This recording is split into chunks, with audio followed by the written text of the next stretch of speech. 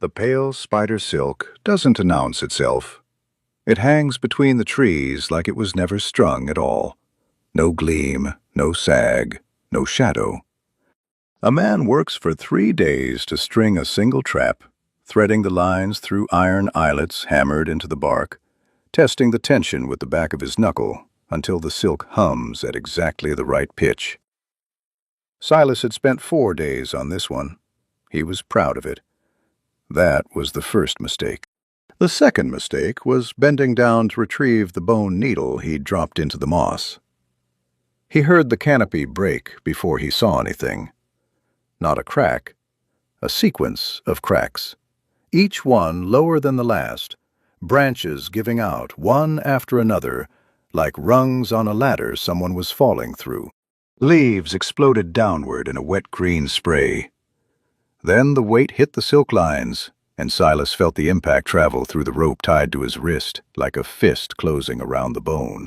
He was yanked sideways, boots sliding through mud, and he dropped to one knee before the line went taut and held. The trap held, too. That was the third mistake, though it took him a moment to understand it. She came down through the canopy in pieces, first the shadow, then the sound, then the reality of her.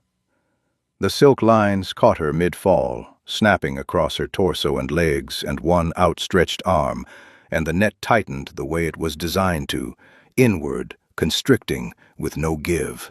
Pale spider silk doesn't fray under tension. It narrows. It had once held a river boar for 6 hours, cutting lines into the animal's hide until Silas arrived to finish the job cleanly. He had not designed this trap for anything human-shaped. He had not designed it for anything this large. She hit the last horizontal line at chest height, and the impact folded her forward, and then the secondary lines caught her ankles, and the whole structure pivoted, swinging her out over the mud in a loose, suspended arc. The silk sang with the stress of it. Silas watched the anchor eyelets in the bark and waited for one of them to pull free. None did. He had hammered them deep. The rain had been falling for 2 hours by then. Not the sharp vertical rain of open sky. The drowned woods filtered everything, so the water came down in fat, irregular drops shaken loose from the canopy above, each one cold enough to feel intentional. Silas's coat was soaked through at the shoulders. His glasses were fogged at the edges and streaked with water down the lenses, and he pushed them up his nose with one knuckle, because his hands were wet and he didn't want to smear them worse. He picked up his bone needle from where it had landed in the moss. Force of habit. You don't leave bone needles in the moss. They crack when you step on them, and you don't find a replacement until you've walked 2 days to the coast. He stood and looked at what his trap had caught. She was big. Not the exaggerated big of old stories told around lowland fires. Not the kind of big that required a man to tilt his head all the way back to find the face, but the kind of big that registers in the body before the mind processes it. The kind that makes the chest tighten on instinct, the way it does when you step too close to the edge of something high. She was suspended at roughly the height of his shoulder, turned partly sideways by the way the lines had caught her, one arm pinned against her ribs and one hanging free. Her skin was gray-green in the wet light, the color of river stones seen through moving water. The silk had already cut into her forearm where she'd tried to pull free before she understood what was holding her. There was blood. That was the detail that changed the texture of everything else. It wasn't from the silk cuts. Those were shallow, the silk marking skin without breaking it in the places where it hadn't gone too deep. The blood was older. It came from somewhere under the cracked leather armor she wore, seeping through a gap near her left side where the breastplate had been damaged and not replaced. Dark, already drying at the edges. The rain was thinning it, running it down the leather in pink rivulets that dripped from her hip onto the mud below. Silas looked at the blood. Then he looked at the drowned woods behind her, at the gaps between the mangrove trunks and the black water pooling between the roots. He listened. The woods had their own constant noise, the drip of water, The low creak of wood expanding in the wet, the occasional sound of something moving just below the surface of a flooded root pool. He had learned over 3 years to hear past all of it, the way you learn to hear past your own breathing. He listened past it now. Nothing immediate. But the forest had the feel of something recently disturbed. That particular silence that comes not from emptiness, but from things pausing to watch. He pulled his coat tighter at the collar. The mud sucked at his boots as he shifted his weight, testing the ground. The squelch of it was embarrassingly loud in the stillness. He had walked this section of the drowned woods for 3 seasons. He knew which pools had solid bottoms and which ones dropped away into root channels that could swallow a boot. He knew the silk traps he'd strung across a 40-meter stretch of this particular corridor, knew each one by position and height. He knew that the woman tangled in his best trap was bleeding from a wound she hadn't gotten from falling through his canopy.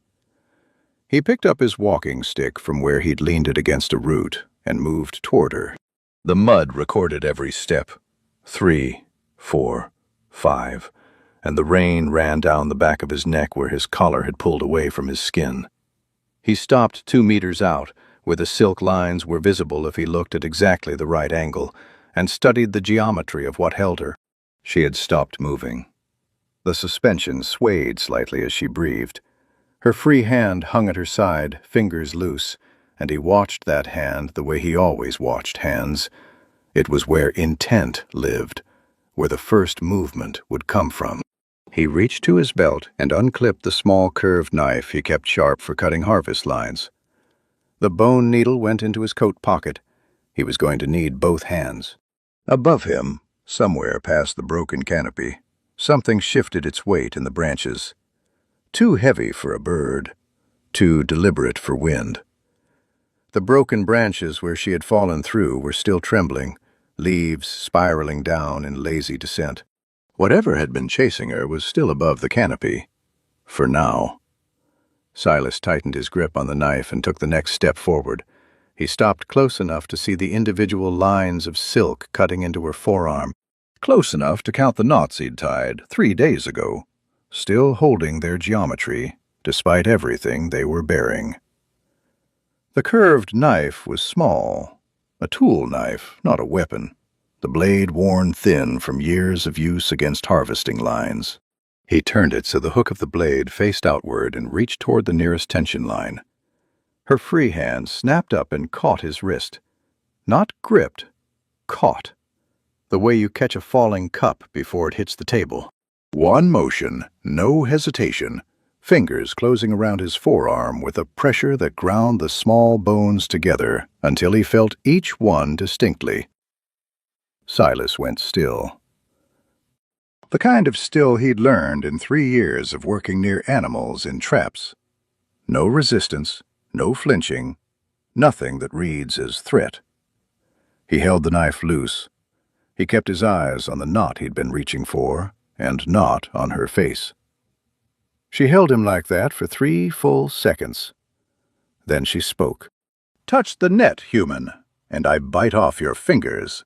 Her voice had been damaged by something, rough at the edges, ground down. She didn't shout it.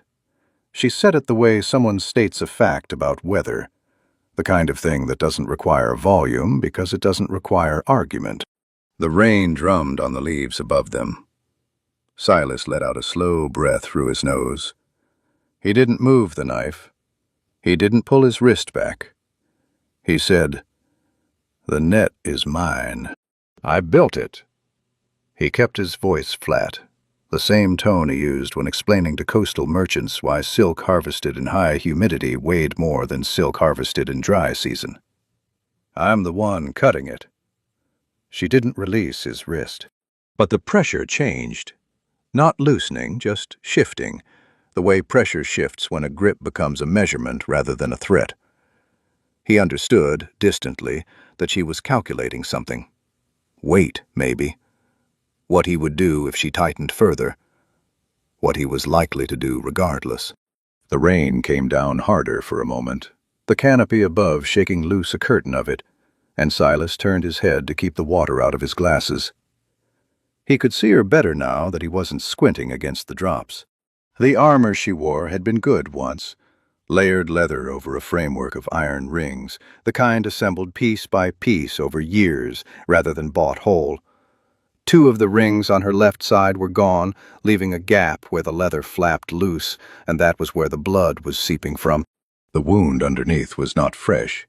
It had the color of something that had been bleeding slowly for too many hours, the kind of injury that doesn't kill you immediately and then quietly decides the question while your attention is elsewhere. She was watching him watch it. He didn't try to pretend he hadn't noticed. "You need the wound dressed," he said. "I need to get out of this net." Her fingers shifted on his wrist again. Still a fact, still flat. But there was something underneath it, the slight tightening of a jaw muscle, the sound of a breath controlled too carefully. She had been in the net long enough for the silk to work into the skin at her forearm, and that didn't hurt the way a cut hurts. It hurt the way pressure hurts, deep and spreading, the kind that builds without announcement and then becomes very loud all at once. "I know," Silas said. "That's what I'm doing." He waited. She still held his wrist. He looked at the knife in his hand, then back at the knot, and didn't move. This was the part no one understood about working in the drowned woods. The patience wasn't philosophical, it was technical. He learned to wait because moving wrong cost more time than waiting right. An animal in a trap operates on the same logic as a man in one. It fights what moves toward it and watches what stays still. She released his wrist. He didn't say anything. He moved the knife to the first tension line, the one bearing the most load, the one that had caught her torso, and slipped the curved blade under the fiber and drew it along the length of the knot in one smooth pull. The silk parted without a sound. He felt the load redistribute through the remaining lines and heard her exhale through her teeth as the pressure across her ribs released. He moved to the next line, then the next. He worked from the load-bearing lines outward, the way you always dismantle a trap, from the center of tension toward the edges, never the other way, because cutting the wrong line first drops the full weight onto the others and tightens everything at once. He had to move around her to reach the lines at her ankles, stepping through the mud carefully, keeping his boots on the firmer ground near the root lines he knew by memory. The water had risen another 2 centimeters since he'd arrived. He could tell by the root he used as a reference point, a twisted mangrove knee that sat at boot-top level this morning and was now half submerged. The drowned woods measured their moods in centimeters of water.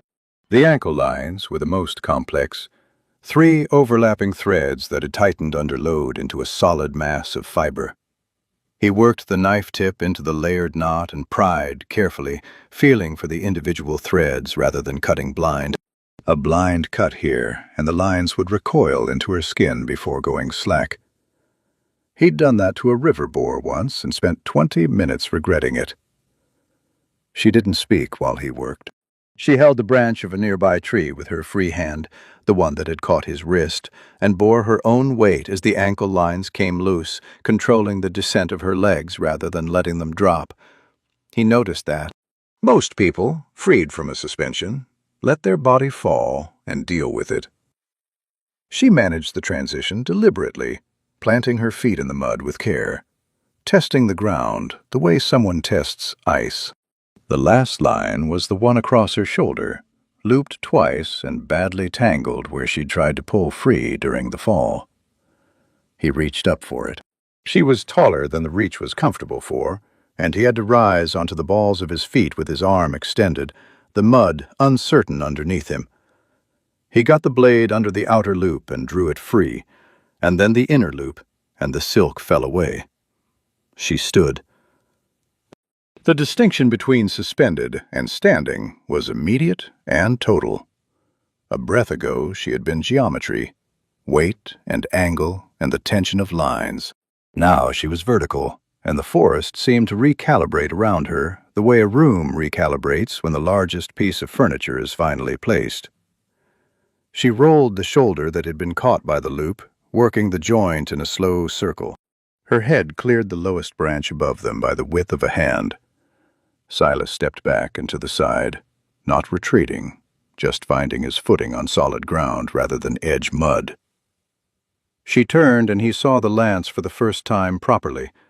She had kept hold of it through the entire fall. He didn't know how. The fall had broken branches, torn silk lines, shaken the canopy hard enough to send birds out of the trees in 3 directions.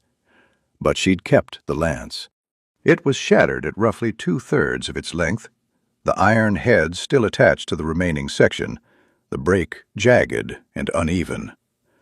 The iron itself was scored with long parallel marks that started below the head and ran toward the break. Not scratches, not rust damage. Teeth marks. Something with a large jaw and strong neck had closed on this lance and pulled. The marks were deep enough to show bright iron underneath the surface oxide, which meant they were recent. She looked at him with the lance at her side, the broken end down, the iron head up. Her eyes moved across his coat, his walking stick, the scattered silk lines, the hook knife he'd put back on his belt. The assessment was thorough and took about 2 seconds. "You live here," she said. Not a question. 3 years, he said. She looked at the silk lines he'd cut, lying in the mud.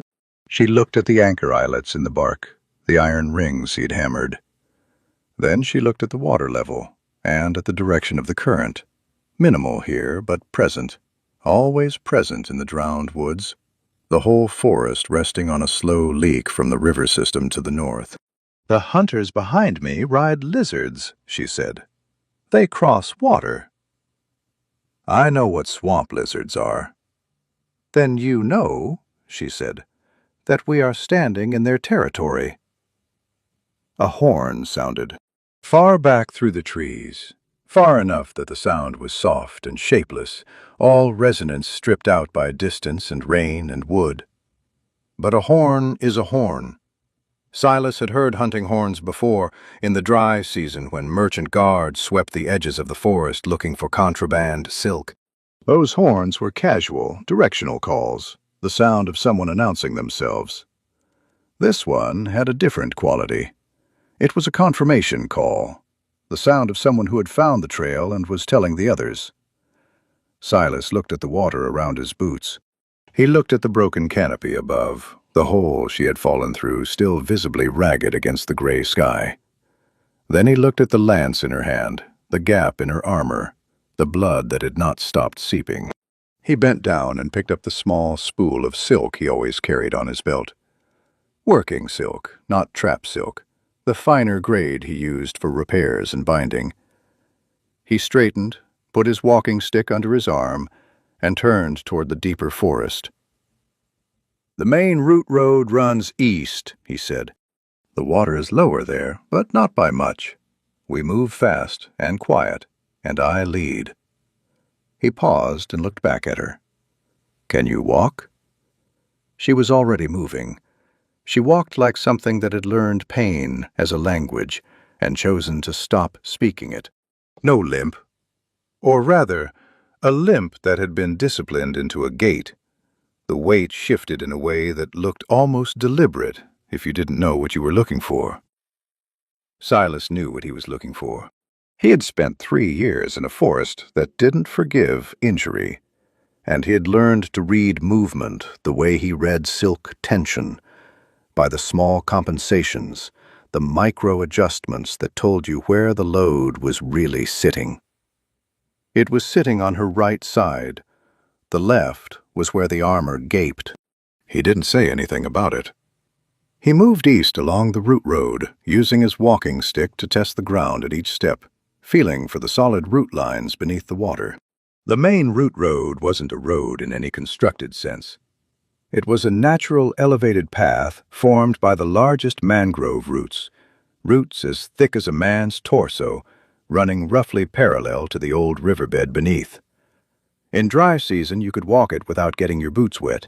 This was not dry season. The water covered the roots to a depth that varied between ankle and knee, depending on where the root dipped between knuckles of bark. And the surface underneath the water was slick with algae and gave nothing away about its depth until you were already on it. Silas moved carefully. She moved fast, not carelessly. He noticed that distinction. She placed her feet with attention, reading the underwater geography by the way the current moved around submerged obstacles, the same way she'd tested the ground when she'd first stood free of the trap. But her baseline pace was simply faster than careful allowed for, and she held it anyway, eating the difference in stability with raw muscle. Her boots found purchase on surfaces his walking stick had told him were unreliable. When she slipped, once, on a root knee that angled sharply down, she caught herself with the broken lance planted in the mud like a pole, the iron head driving down and holding long enough for her to redistribute her weight. The movement was practiced. She had worked with a lance in terrain like this before, which meant she had ridden through terrain like this before, and the lance had been longer then. He thought about the tooth marks on the iron. He thought about them briefly and then moved on, because the root road required attention, and the horn had sounded, and those were both more immediate. The rain was steady now, the kind that settles in and doesn't discuss the matter further. It came down through the canopy in the broken, irregular way of filtered rain, some of it caught by the upper leaves and released in sudden cold streams when the leaves tipped past their holding point, some of it reaching him directly through the gaps the canopy hadn't closed. His coat had stopped pretending to be waterproof an hour ago. The wool underneath had the specific cold weight of wool that has absorbed as much as it can and is now just carrying it. Each step felt slightly heavier than the last, in a way that had nothing to do with terrain. She came up beside him at a section where the root road widened, two parallel routes running close enough together that the gap between them was solid ground, and she matched his pace without comment. He registered peripherally that she had closed the distance from following to walking alongside, a different category of positioning. He kept his eyes on the water ahead, and his stick testing the next step. "The wound," he said, not loudly. The rain covered most sound, but he was cautious about volume anyway, the habit of the forest. "It holds," she said. "It's been holding for how long?" A pause.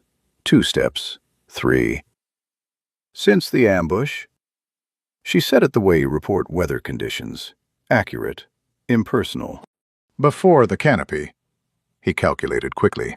The blood at her side had the color and consistency of something that had been running slow for several hours. Not acute bleeding, not the bright red of a fresh wound, but the dark, persistent seep of something that had partially clotted and was being kept from finishing by movement.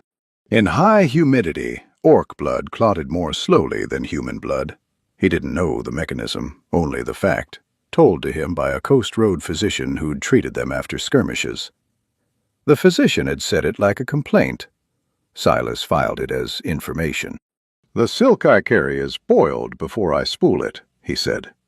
"When we stop, I can close it." She didn't answer immediately. He watched the water ahead, tested a root knee with his stick, found it solid, stepped onto it. "You sew cloth," she said. "Silk, and other things." He moved to the next section, the root dipping into water that came up past his ankle and soaked immediately through his boot. He kept moving. Skin isn't different from silk in the mechanics. Tension, angle, not type. "You've stitched wounds before." "My own, mostly." He said it without particular emphasis. It was true. 3 years in the drowned woods produced a variety of small injuries, and the nearest physician was a 2-day walk to the coast. You learn to handle what could be handled, and you learn to recognize what couldn't. And 2 merchants who were in worse shape than they deserved to be in, and didn't have better options. She made a sound. Not a word. A short sound from the back of the throat. The kind that doesn't commit to anything. The route road bent south for 30 meters before correcting east again, following the old riverbed's curve. Silas knew the bend well. It was where the water ran fastest, channeled between the root walls into a narrow rush that came up to thigh height on him in this season. He slowed at the edge of it, testing depth with the stick, feeling the current pull at the tip. She walked past him into it. The water reached her mid-thigh. She barely adjusted her pace. She planted the broken lance against the current and moved through the channel with the patience of something that has been wet before and made its peace with it, the water parting around her legs and closing again behind her. She reached the far side and turned, standing at the edge where the route road resumed. Silas looked at the water. It was going to reach his ribs. He looked at his coat, his satchel, the spool of silk at his belt. He unclipped the satchel from his shoulder and held it above his head with one hand, gripped his walking stick with the other, and stepped in. The cold was immediate and complete. The current found every gap in his clothing at once, pulled at his boots, tried to rotate him downstream. He leaned into his stick and moved. The footing on the river bottom was uncertain, loose gravel over silt, the kind that compresses wrong underfoot, and he took each step with his weight over the stick, not over his boots. The water climbed, waist, ribs. At his ribs the current had real weight, and he stopped for a moment, feet planted, and breathed against the pressure of it. A hand closed around the back of his coat collar, not lifting, steadying. Her grip didn't pull him forward, just anchored him, taking some of the current's torque off his footing and giving him back the half-second of stability he needed to find the next step. He took it, then the next. The water dropped to his waist again, then to his thighs. Then the route road rose beneath him, and he was on solid footing on the far side, water streaming from his coat in channels. She released his collar without comment. He resettled his satchel. He didn't say anything either. Some things didn't require language. The horn sounded again, closer this time. Still distant, 200 meters, maybe 3. But the rain had stopped dampening it as much, which meant the hunters had moved from the dense canopy section into the more open route road corridor. They were following the same path. Of course they were. The route road was the only viable route east at this water level. Everyone who knew the drowned woods knew the route road. That was its single liability. Silas stopped and turned back the way they'd come. He looked at the channel crossing. The water was moving fast, and would be moving faster in an hour as the morning rain accumulated upstream. Mounted swamp lizards were strong swimmers, stronger than anything on foot, but the current in the channel would push them south, and south was where the route road ended in a flooded grove that even lizards avoided in high water. If the riders crossed at the channel, they would have to dismount and lead their animals, which cost time. He looked at the tree line on either side of the channel. He looked at his belt, at the secondary spool he carried. He looked at the spacing between the mangrove trunks flanking the channel's narrowest point. "Keep moving," he said. She had already stopped walking and was watching him study the trees. "You're thinking about a line." "Throat height for a lizard rider," he said. "They sit high in the saddle." She looked at the channel. She looked at the trees. She looked at the distance and the angles, with the same 2-second assessment she had given him in the trap clearing, the calculation visible in the stillness of her face. "How long?" she said. 2 minutes. She turned away from him and faced back down the route road, lance in hand, water dripping from the broken iron end, watching the tree line behind them. Giving him 2 minutes in the same way you give someone 2 minutes, by spending them on something else, by not watching the clock. He moved to the first tree and unspooled. The silk came off the spool fast when he let it, fine enough that the rain didn't catch it the way it caught heavier cord.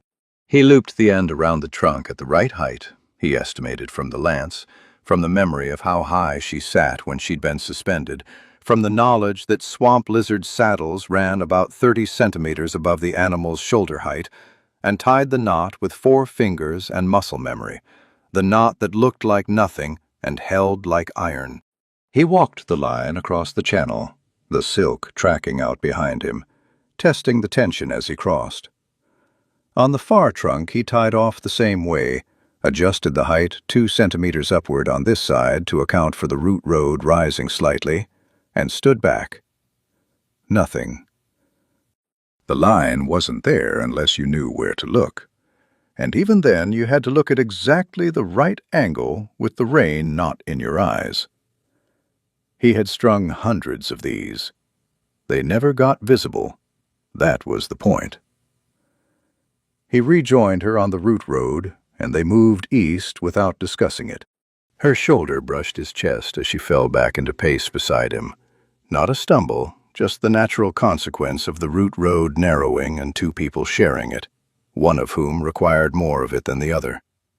The contact lasted a fraction of a second and covered the full width of his chest. He caught his footing on the root edge and kept moving. The horn called a 3rd time. It had a direction now, not just a distance. It was coming from exactly where they had come from. She gripped the lance and said nothing. He kept his eyes on the root road ahead and thought about the thread sitting invisible over the channel behind them, and about the knot he had tied in the rain with cold fingers, and whether it had the tension exactly right. It did. He had tied that knot 10,000 times. It had the tension exactly right. That was the only thing he was certain of. The drowned woods had a sound that was entirely their own. Not silence, the opposite of silence, actually, but a noise so consistent and layered that the brain eventually filed it under silence anyway. Water dripping from bark, water moving between roots. The low creak of mangrove trunks flexing against current pressure, a sound like old rope under load. Somewhere below the root road, in the root channels that ran beneath everything, the deeper water moved in the dark and made a sound that wasn't quite a gurgle and wasn't quite a knock. The sound of a large space half filled with liquid, breathing with the tide. Silas had stopped hearing it after the first month. He heard it again now, walking east with a stranger, because the stranger heard it. He could tell by the way her head tracked, not turning, just orienting, the small tilt of attention toward a new sound from someone who hadn't yet learned to discard it. The root road widened after the channel crossing, the 2 main mangrove roots spreading apart and other smaller roots braiding in between them, creating a platform 2 meters wide in places. The water here was shallower, ankle depth, sometimes less. The root platform elevated enough above the old riverbed to stay mostly clear except in the worst flood years. Silas moved without using his stick for guidance, reading the terrain from memory, stepping over the root knuckles and around the pools that formed in the low points without breaking pace. She matched him. Not his path exactly. She found her own lines through the terrain, slightly different routes that accounted for the different geometry of her stride, longer and higher stepping than his. He noticed she avoided putting weight on the same root surface twice in quick succession, which was what you did when you weren't certain of the platform and were looking for confirmation before committing. She was learning the terrain in real time. She was doing it quickly. "The roots to the left run east for another hour," he said quietly.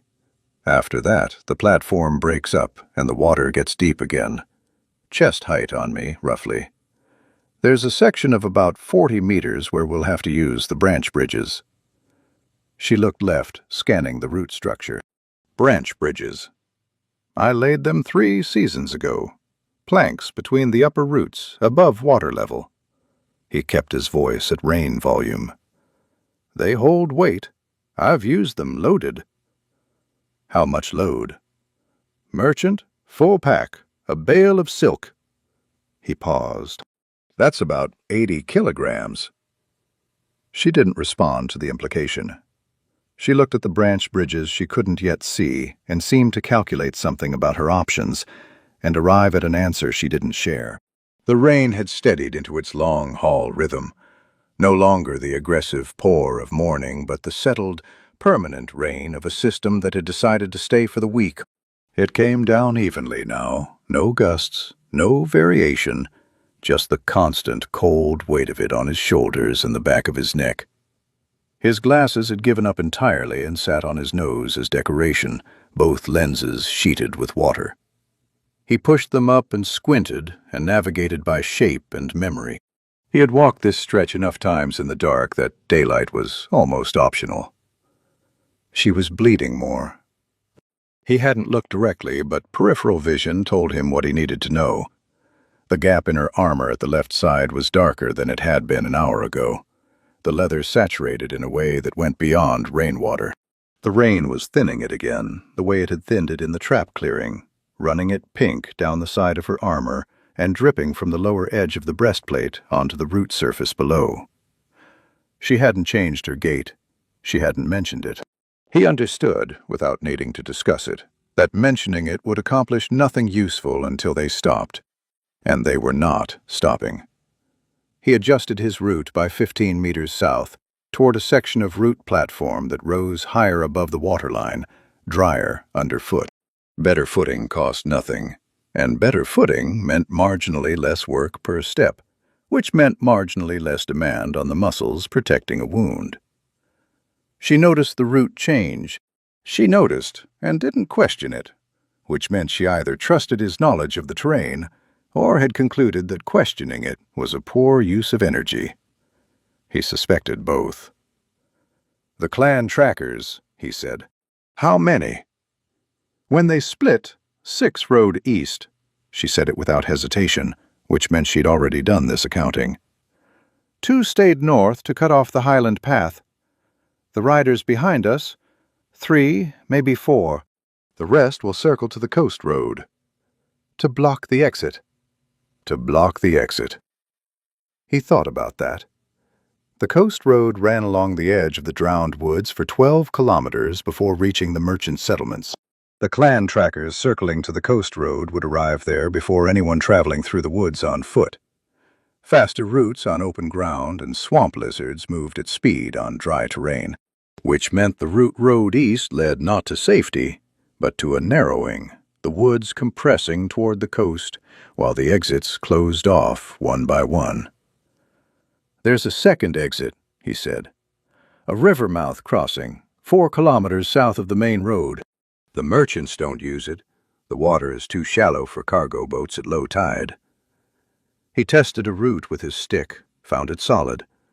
A person can wade it. She was quiet for 3 steps. "You know this forest." "I live in this forest." "You live in it alone." It wasn't a question. He didn't answer it as one. "The silk requires isolation. The pale spider abandons a territory if there's too much human traffic." He stepped over a root knuckle. "So I keep the traffic low."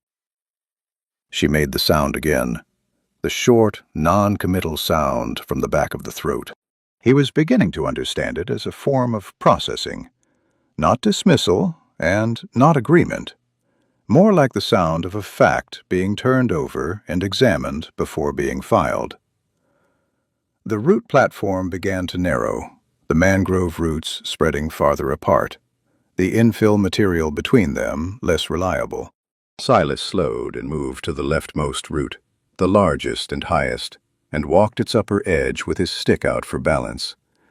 The water below was darker here, the root channels deeper, the bottom invisible. Something moved in it. A slow displacement, a pressure wave from below, and then was still. He didn't look down. He knew what moved in the root channels. She had moved to the same route without being told, walking its width with her arms slightly out. The broken lance carried horizontal now rather than vertical, used for balance rather than weapon. The iron head swung gently with each step. The tooth marks on the shaft caught the gray light and held it. He thought again about those marks, about the size of the jaw that had made them. "The wolf," he said. He said it carefully, the way you say things in the drowned woods. Not loudly, not with flourish, just at the right volume for the distance between two people. She didn't answer. The marks on the lance. Something pulled it. He kept his eyes on the route ahead while you were holding it. Several seconds passed. The route platform dipped, and the water came up briefly to his knees. And then the platform rose again, and the water dropped away. She matched the terrain change without breaking rhythm. Her name was Dusk, she said. Not the flat fact voice she used for tactical information. A different register. Careful, like something being handled that had sharp edges. Gray coat, 7 years old. I raised her from the litter. She paused. The ambush came from the water. 3 riders, shallow channel. She pulled the first one off his lizard before they put lances into her. Another pause, shorter. She kept pulling until she couldn't. Silas said nothing. He walked. He understood that some information was not given to receive a response. It was given because not giving it had become heavier than giving it. He carried the information the way you carry weight in the drowned woods, steadily, without drawing attention to it. The branch bridges appeared ahead. 5 gray planks spanning the gap between 2 elevated roots, lashed at each end with old cord he'd replaced 2 seasons ago. They were narrow, each plank roughly the width of a boot, the gaps between them showing dark water 3 meters below. He crossed to them, tested the first plank with his boot, felt it flex and hold. He walked across without pausing, the planks settling under his weight in the familiar way, and turned at the far side. She stood at the near end and looked at the planks. She looked at the water below. She looked at the distance between planks, which was sized for a human stride. Her stride was longer, which meant the planks would want her feet at the outer edges of each one. She stepped onto the first plank. It flexed harder than it had under Silas, the wood compressing at the center and the lashed ends pulling tight against the cord. She walked steadily across, placing each foot with deliberate care, the iron lance head tapping the root surface at the far end as she stepped off. The cord at the second plank's far end had frayed. He'd noticed it on the way across. 2 of the 3 strands, the lashing pulling loose from the bark beneath it. He held up a hand before she stepped onto the second bridge. She stopped. He crouched at the near end, pulled the frayed cord free, and retied it with the working silk from his belt. The same motion he'd used 10,000 times, fingers moving without requiring instruction from his brain. Tie, test, tie again. He stood. She had watched him do it without comment. Then she walked across. Behind them, somewhere in the direction of the channel crossing, the horn called again. This time it was answered by a second horn, from a different direction, slightly south of the first. Not the same group, a second group, moving to flank. The sound carried through the rain and settled into the layered noise of the forest, and the forest absorbed it the way it absorbed everything, without concern, without hurry, indifferent to the specifics of what was being hunted and what was doing the hunting. Silas counted the horns. 2 sources, 2 directions, converging east. He looked at the branch bridges they'd crossed, and at the cord he'd retied with silk instead of the old frayed fiber.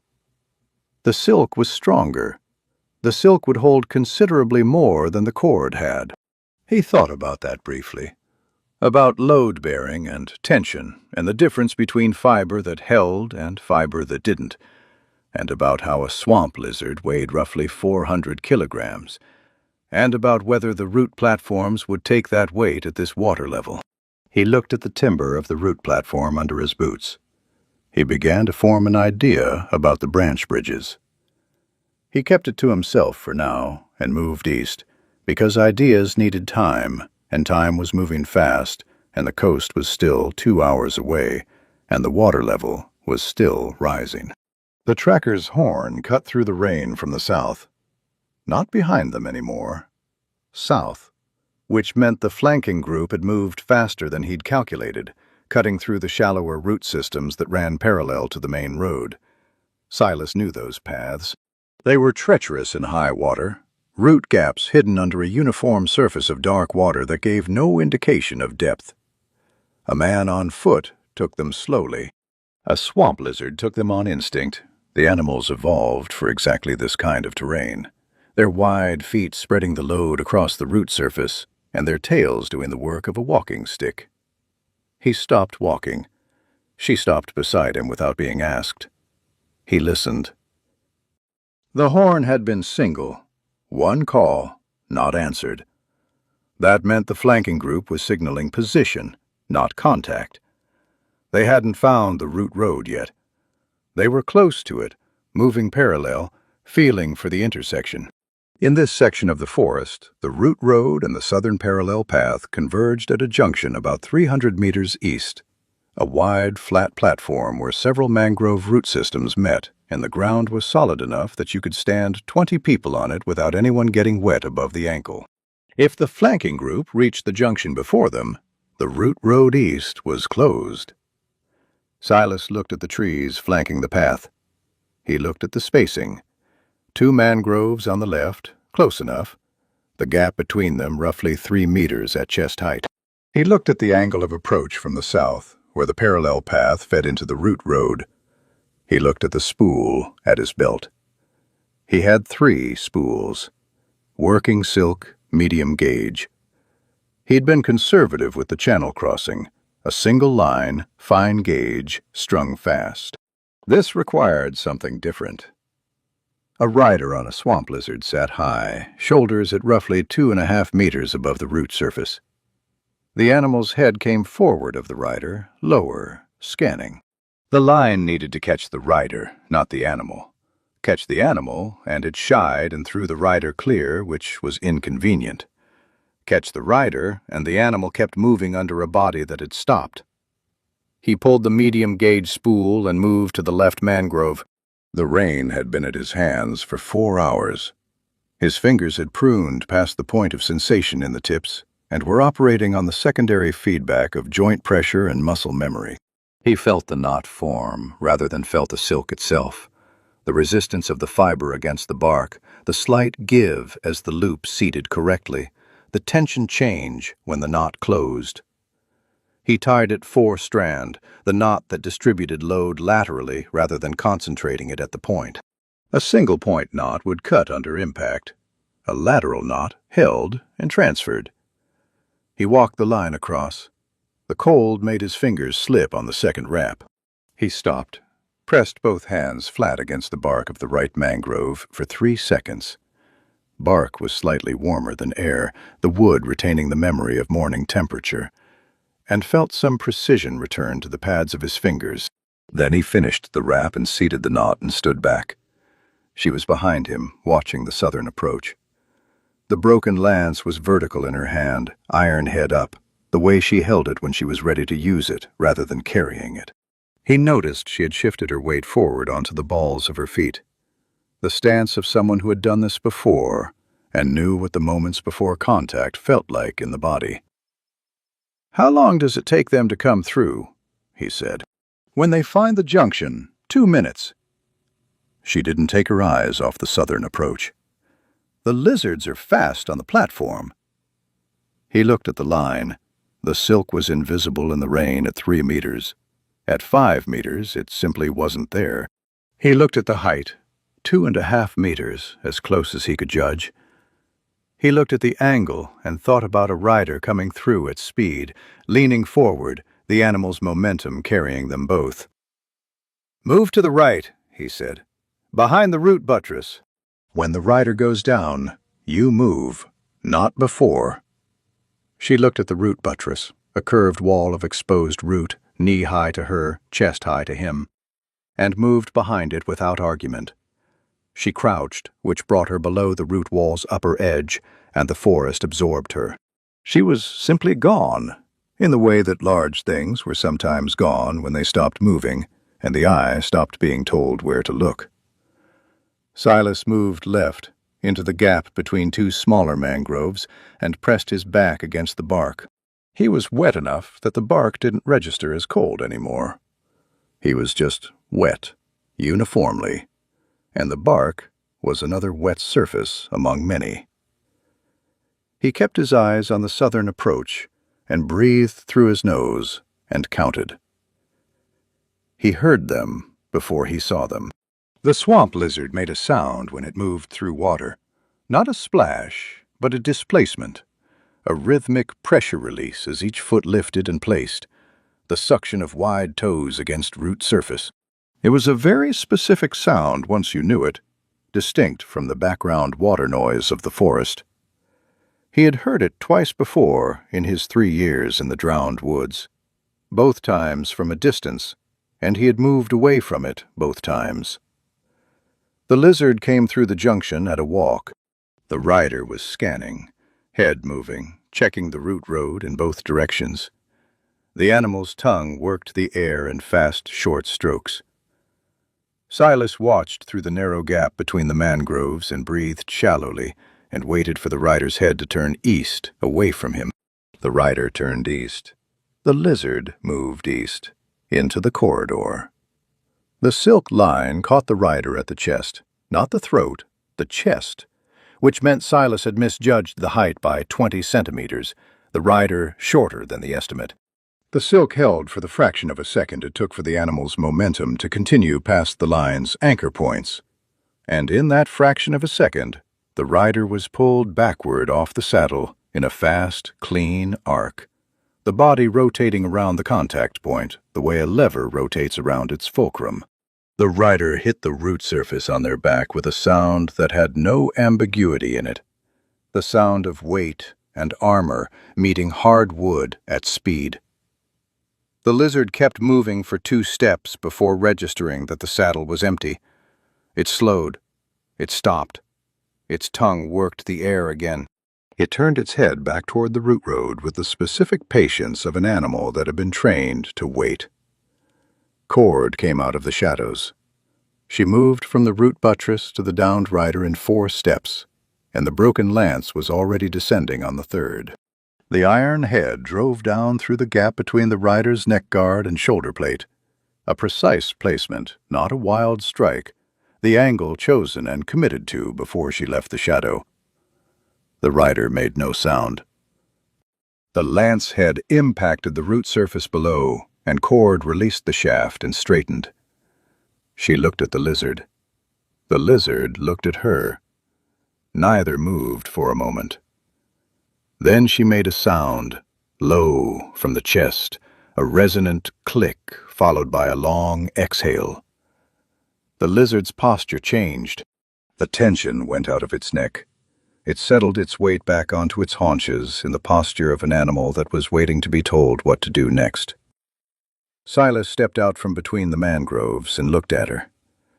"Beast riders learn the calls," she said without looking at him. She was watching the southern approach, checking for the 2nd horn. "All clans use the same base commands. The lizards don't care who gives them." He looked at the lizard. It was large, 2 meters at the shoulder, the scales a dull brownish green, the saddle rigged with straps and a short lance socket that was now empty. The animal smelled of mud and something underneath mud, something older and organic. "Can we use it?" he said. "No." She was already pulling the silk line down from between the trees, retrieving it from around the fallen rider's chest. She handed the spool back to him. Her hands were careful with it, which surprised him. The deliberate handling of something small and breakable, the unconscious adjustment of grip strength. "One lizard makes noise on the root road. The others will hear it. We stay on foot." He took the spool and put it back on his belt. He looked at the downed rider and at the lance still planted in the root surface. He looked at Cord's hands, which were empty now. "Your lance," he said. She looked at it. She looked at it for exactly 1 second, at the tooth marks on the shaft, at the angle it stood at. at the iron head seated in the root surface. Then she pulled it free and held it again, and said nothing. They left the lizard standing in the corridor behind them, patient, waiting for a command that wouldn't come. The rain intensified for a minute, a brief pressure surge from whatever system was sitting above the canopy, and then leveled back to its baseline. Silas pushed his glasses up and squinted east and picked up the pace. His boots were saturated past any meaningful function, but they still had soles, and the soles still gripped the root surface, which was what mattered. He tested the ground with his stick and moved and didn't look at his feet. Behind them, to the north, a horn called.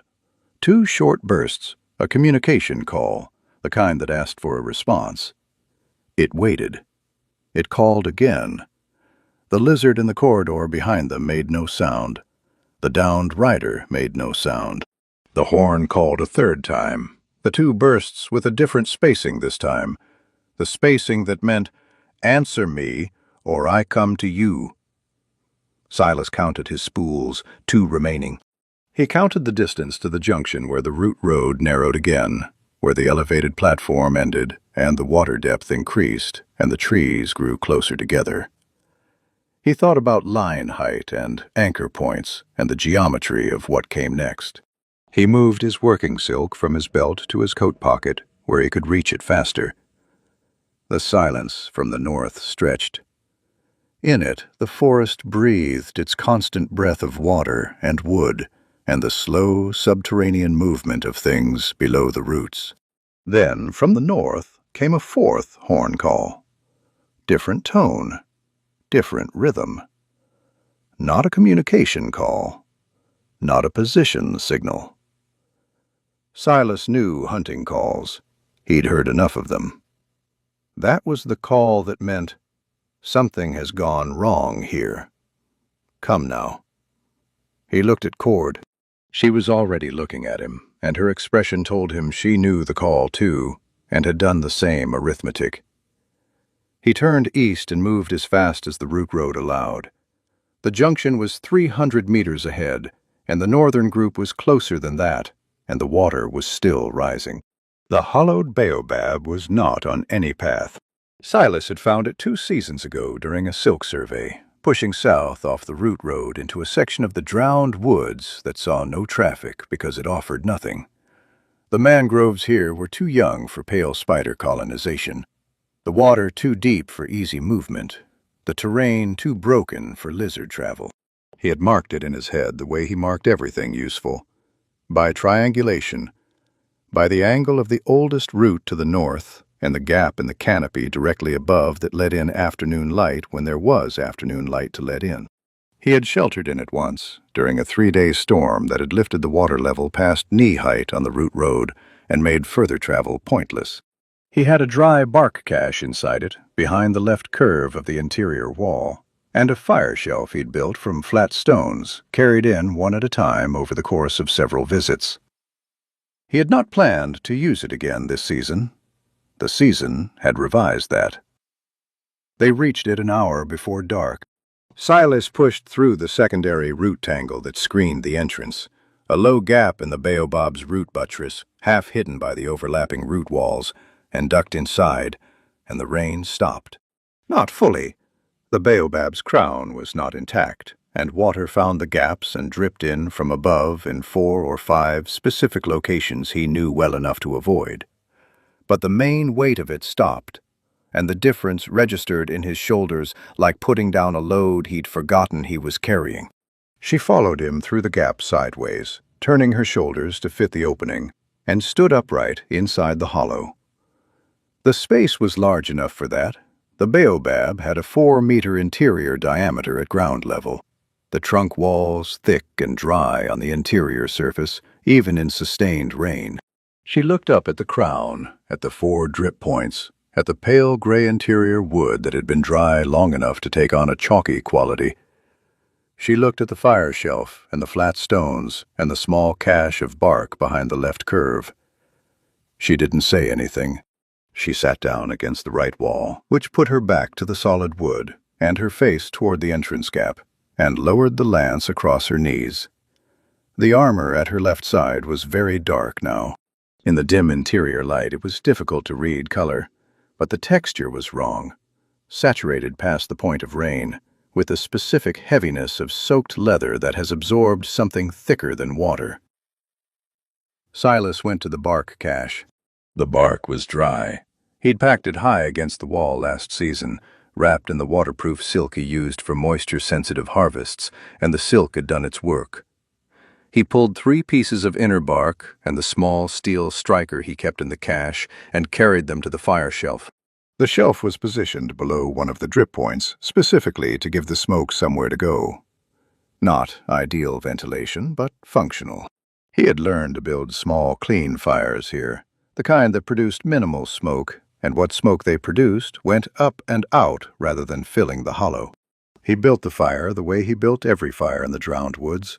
Dry inner bark at the base, shredded to fiber, the pieces of outer bark arranged above it in a tent structure that would catch and hold once the inner bark caught. He struck the steel against the flint chip he kept with the striker.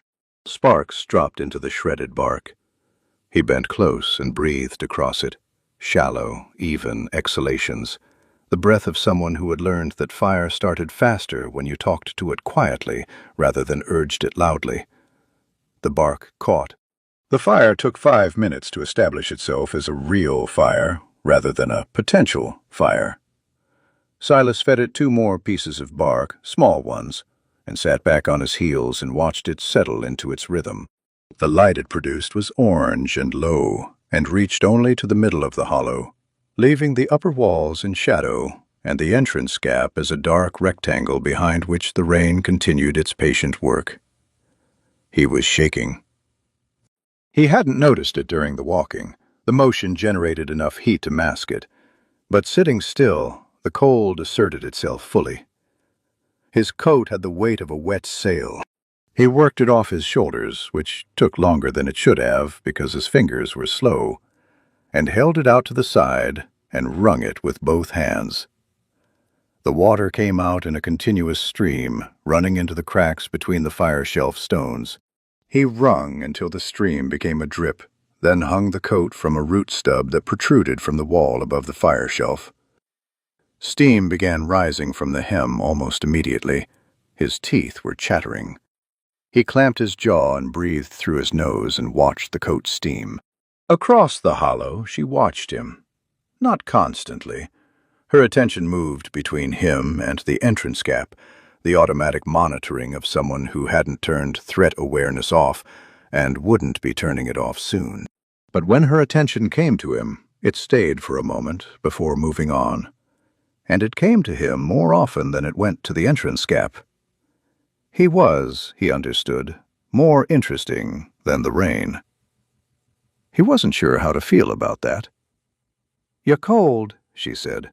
"Yes. Your body doesn't hold heat."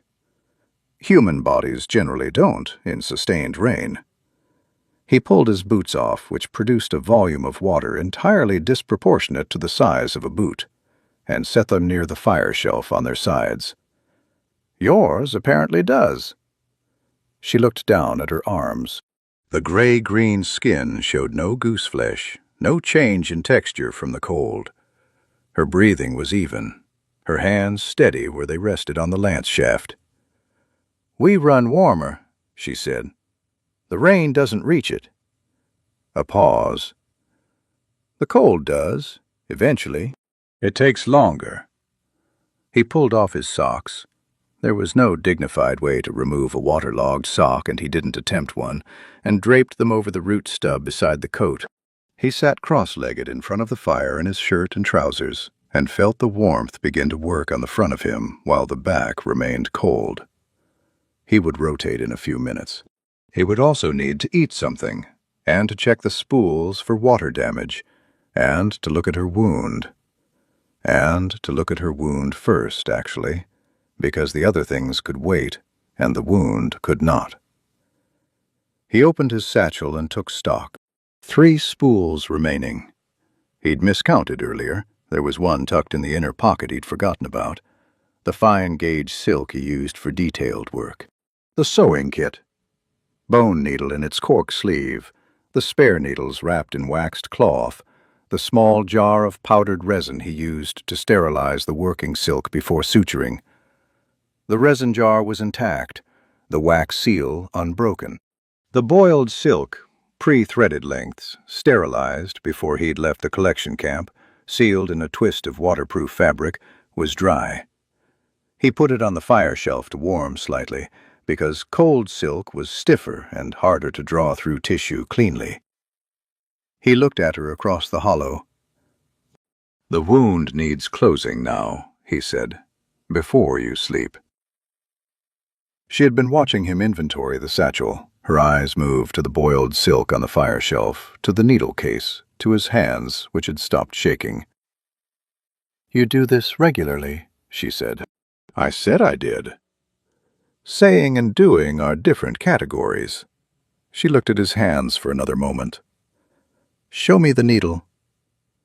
He opened the cork sleeve and held the bone needle toward the fire so the light caught it. It was thin, thinner than she was probably expecting, the gauge he used for detail work on fine silk, adapted for tissue because tissue required a fine entry point to close cleanly without excessive scarring. The bone was pale and smooth, the tip ground to a point he maintained with a whetstone every few days.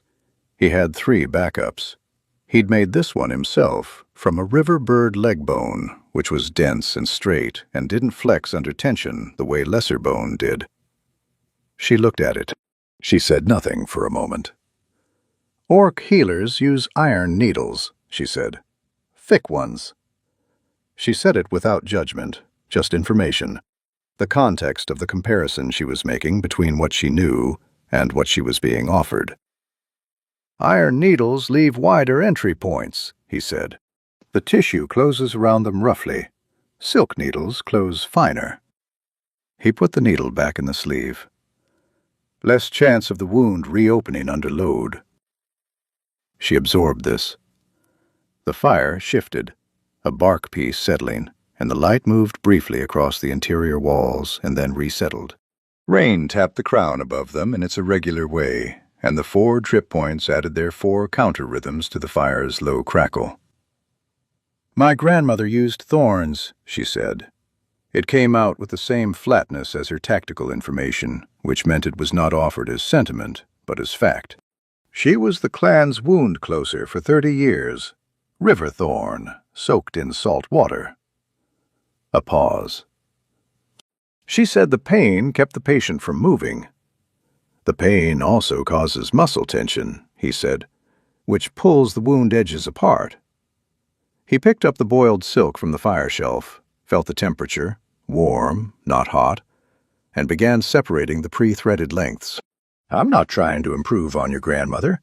I'm working with what I have." The silence that followed was not empty. It was the silence of something being considered at length, turned over carefully in the way she turned things over. The 2-second assessment extended into something longer because the thing being assessed was less straightforward than terrain or threat angles. "All right," she said. She set the lance against the wall beside her and reached for the buckles at the side of her armor. The leather armor came off in sections. She knew the order, had clearly done this many times. The buckle sequence, the automatic knowledge of someone who had put this armor on and taken it off in the dark and in rain and in conditions that didn't allow for hesitation.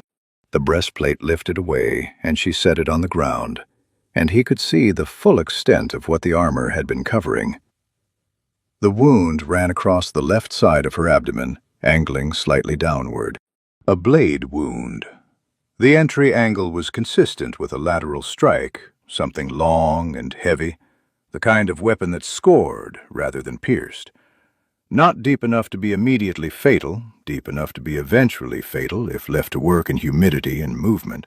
The edges had partially adhered in the hours since the injury, the slow orc clotting doing what it could, but the center section had reopened repeatedly, the tissue bright and raw where the dried blood had been pushed aside by fresh bleeding. He moved across the hollow and crouched beside her. He looked at the wound without touching it, reading the edges, estimating the length, 12 centimeters, maybe 14, and the depth at the deepest point. He looked at the surrounding tissue, checking color and temperature by proximity. He looked at her face. She was looking at the entrance gap. Not away from him, not flinching, not the avoidance of someone who didn't want to see what was happening. She had positioned her gaze deliberately, the way you positioned your gaze when you needed to hold still and had chosen a fixed point to hold against. Her breathing was shallow and controlled, the chest moving in small, even increments. Her hands were flat on her thighs. He threaded the bone needle with the first length of boiled silk, wiped the resin powder along the thread, and began. The first stitch went in without resistance. He felt her inhale, short, sharp, immediately controlled, and then the breathing resumed its rhythm. He drew the stitch closed with the tension he'd calculated from the tissue resistance, tied off with 2 fingers in the space available to him, and moved to the next placement. The firelight was enough. He'd worked in worse light.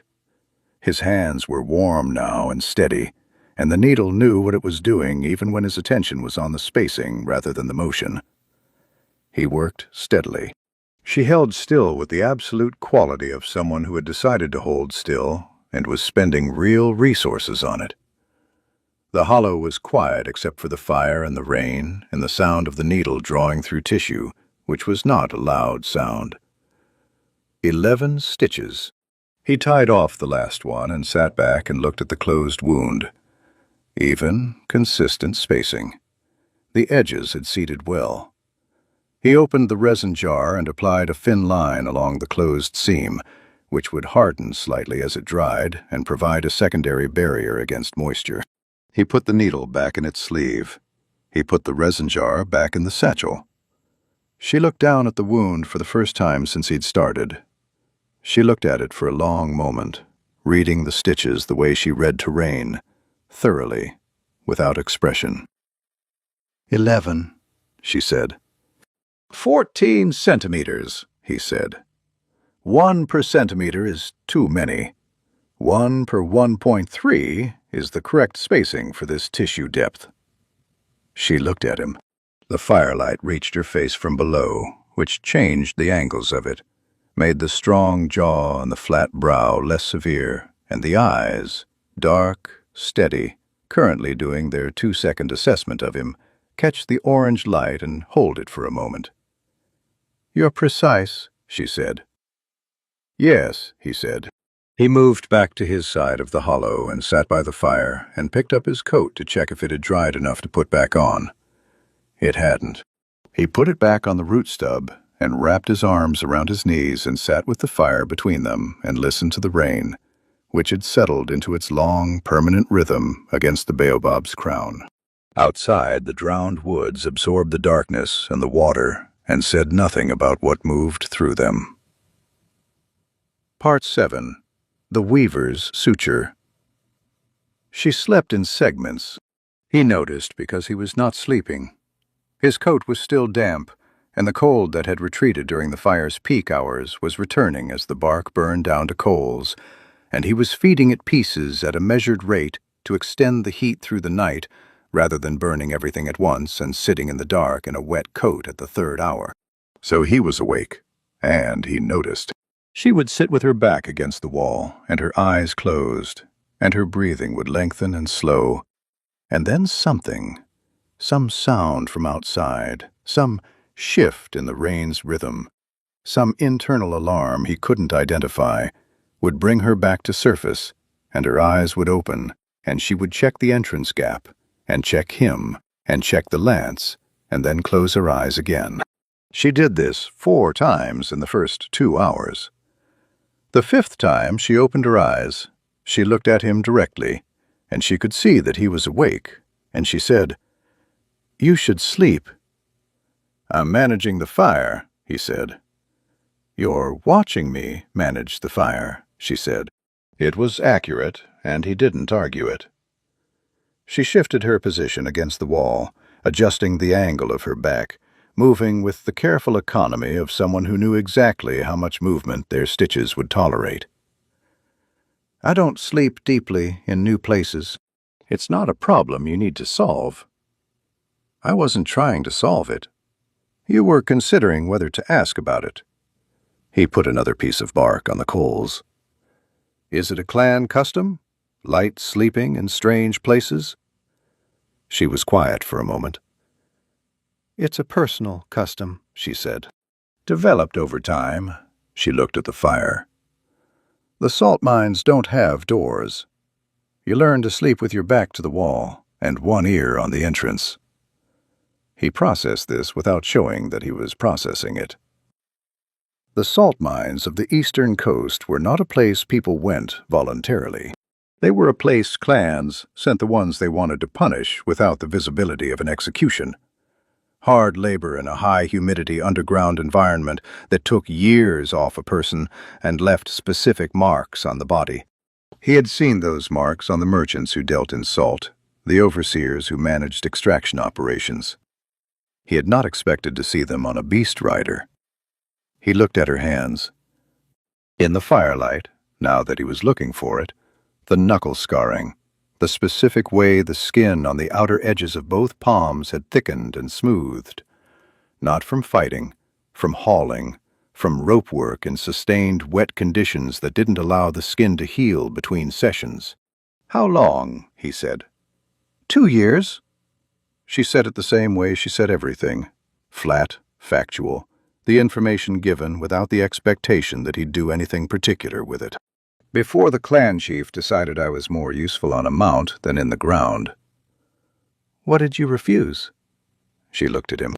The assessment again, reading him the way she'd read the trap silk, the needle, the wound closure, checking weight and tension, checking whether the thing would hold what it was being asked to hold.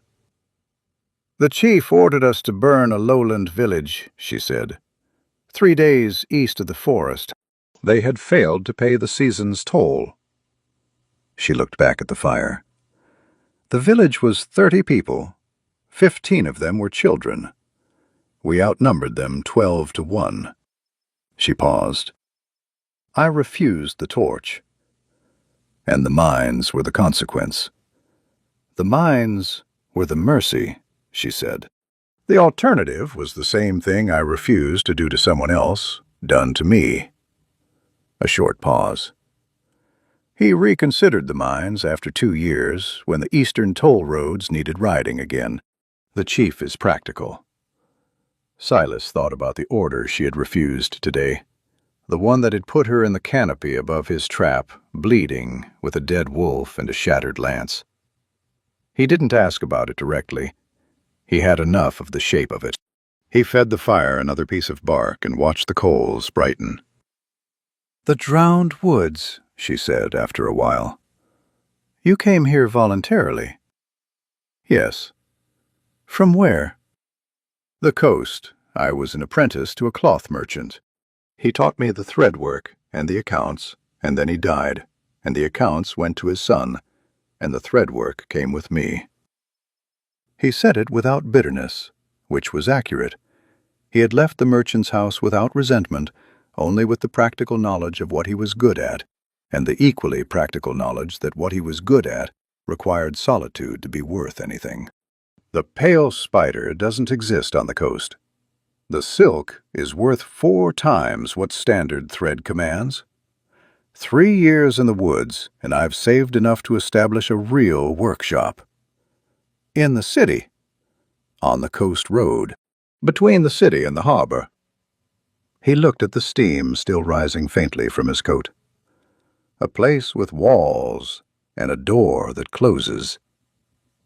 She was quiet, then. You miss it. The city. He considered this honestly. I miss having a door, he said. The city itself I miss less than I expected. The fire crackled. The rain on the baobab crown had eased slightly, the drip points spacing their intervals further apart, the storm possibly pulling north. Silas listened to the changing rhythm of it and adjusted his estimate of the morning water level. If the rain eased through the night, the flood tide at dawn might be manageable. If it intensified again before morning, the route road east would be run in water at waist height, and the branch bridges would be underwater, and the south exit through the river mouth would be the only viable option. He was thinking about the river mouth when she spoke again. "The silk," she said. "Show me how you carry it." He looked up. She was looking at his belt, at the spool clips, at the arrangement of his tools. Not the scrutiny of threat assessment. Something different. The attention of someone trying to understand a system they hadn't encountered before. He unclipped the working spool and held it out toward her. She took it, and he watched her handle it, the automatic adjustment of grip strength, the careful fingers, the way she turned it to see the fiber wound against the core. She pulled a short length of silk free and held it between two fingers, feeling the weight and texture. "It's invisible," she said. "In rain and dim light, yes. In direct sunlight it catches slightly. Dawn and dusk are the risk hours." "And it holds a man." "It held you," he said. She looked at the spool. She pulled another length of silk and held it between both hands, the thread spanning the width of her palms, and pulled slowly, testing the tension, feeling for the give point. He watched her pull past the point where standard thread would have gone slack, past the point where most cord would have begun to stretch, and the silk held its line between her hands without any change in character. She released the tension and looked at the thread, which had retained its shape completely. "Where does it come from?" she said. "The spider." "The pale spider builds in the upper canopy during wet season," he said. "It weaves anchor lines first, the structural ones, and those are what I harvest. The spider reweaves them within a week, so the harvest doesn't damage the territory." He took the spool back when she held it toward him and clipped it to his belt. "The silk is inert when harvested and dried. It doesn't degrade in water or humidity. It does degrade in direct sunlight over months, but in the forest that isn't an issue." "It burns," she said. "Everything burns," he said. "It burns faster than standard silk because the fiber is finer. More surface area per weight." He paused. "It burns very cleanly. No residue." She filed this with the efficiency she filed everything. He watched her take it in and store it alongside the other information she'd been accumulating. The route road, the junction geometry, the horn calls, the trap mechanics. Building a picture of the terrain that went beyond physical geography. He understood that she was a tactician. He had understood it since the trap clearing, since she had assessed him in 2 seconds and made a correct calculation about what he would do. She was accumulating information because information was what a tactician ran on, and she had arrived at this situation stripped of everything else. She looked at her armor set against the wall. She looked at the gap where the iron rings were missing. Then she looked at his satchel. "The rings," she said, "at the left side. Can you replace them with silk?" He looked at the armor. He looked at the gap, at the lacing points where the iron rings had been riveted in. The silk wouldn't function as armor, it wouldn't stop a blade or distribute impact, but it would close the gap in the armor's structure, which was currently leaving the wound site exposed to snagging and impact. "It won't protect against a blade," he said. "It doesn't need to," she said. "It needs to keep the wound covered and the armor from pulling apart further." She looked at him. "Can you do it?" He opened his satchel and took out the working silk and the spare needles. He picked up the armor and turned it to look at the lacing points. The iron had been riveted through the leather backing, and the rings pulled free had left clean holes. Good anchor points, evenly spaced, the leather still intact around them. "Yes," he said. He worked by firelight for 40 minutes, lacing silk through the anchor points in a cross pattern that distributed tension across 4 points rather than 2, the way he laced his silk trap anchors when he needed the load spread wider than a single ring allowed. The silk was thicker than suture thread, but still fine by any other standard, and he had to work it through the leather holes with the needle to widen them slightly before the lacing would seat. He worked slowly and correctly, because correct was faster than fast in the end. When he finished, he held the armor up and tested the lacing with both hands, pulling in the directions that the armor would be stressed during movement. The silk held the structure the way silk held everything, without drama, without visible effort, simply refusing to give. He set it down beside her. She picked it up and turned it in her hands, looking at the lacing. She ran one thumb along the cross pattern, feeling the tension. She looked at the anchor points where the silk met the leather holes, checking the seat. She put the armor back on. The buckle sequence again, the automatic order, the fastenings closing section by section. When the last buckle closed, the armor sat correctly. No gap, the wound site covered, the structure intact. She pressed 2 fingers against the laced section and applied pressure, testing the hold. "It won't pull," he said. "No," she agreed. She lowered her hand. "It won't." Outside, the rain had found its new rhythm, slightly softer than before, the system possibly shifting. The fire had burned to a steady low heat, the coals orange and even, the bark pile reduced by half. Silas put his coat back on. It was still damp, but wearable, the wool holding enough body heat now to be useful. He turned up the collar and sat with his back against the wall, opposite her, his legs straight out in front of him. The hollow was quiet and warm enough, and the entrance gap showed only the dark gray of a night forest in wet season. No movement, no light, no sound that didn't belong. He thought about the morning. He thought about the river-mouth exit, and the water level, and the trackers who had been circling to the coast road. He thought about the spool of silk in his coat pocket, and about the branch bridges, and about what a swamp lizard saddle looked like from above. He thought about her question. Why does a man who weaves cloth live in a forest of predators? He had not answered it. She had not pushed. The question sat between them in the firelight, and neither of them made anything of it. And that was, he thought, a reasonable arrangement for 2 people who had met 4 hours ago in a trap. He closed his eyes. The coals breathed. The rain spoke to the baobab crown in its patient language. Somewhere out in the black water of the drowned woods, far enough away to be theoretical, a horn called once and was not answered. He slept. He woke to gray light and the sound of her sharpening something. Not the lance. The lance head was iron, and she had nothing to sharpen iron with.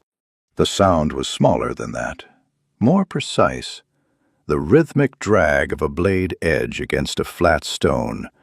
The specific scrape of someone who sharpened methodically rather than urgently. He opened his eyes without moving, the habit of the forest, and looked toward the sound. She was sitting in the same position she'd taken the night before, back against the wall, facing the entrance gap. The stone was a river flat she'd pulled from the floor of the hollow, gray-white and smooth, the kind that formed at river bends, where current sorted stone by weight over decades. In her hand was a knife he hadn't seen before, short-bladed, the handle wrapped in cord that had been rewrapped many times over, each layer slightly different in color. A working knife, not a weapon knife, though in her hand the distinction seemed partly theoretical. She drew the blade across the stone in long, even strokes, checking the edge with her thumb at intervals. The fire was coals. She had fed it at some point in the night. The bark pile was lower than when he'd slept, and the coals were the color of something recently maintained rather than something that had burned down on its own. He registered this without commenting on it. He sat up. His back had the specific complaint of a night spent against a curved wall, several vertebrae registering their objections in sequence. He pressed his knuckles into the base of his spine and breathed through it and looked at the entrance gap. The gray light there was the flat gray of overcast dawn, early morning, the sun up somewhere above the cloud layer but not visible, the forest still in the half-light that made everything the same shade of pewter and shadow. The rain had stopped.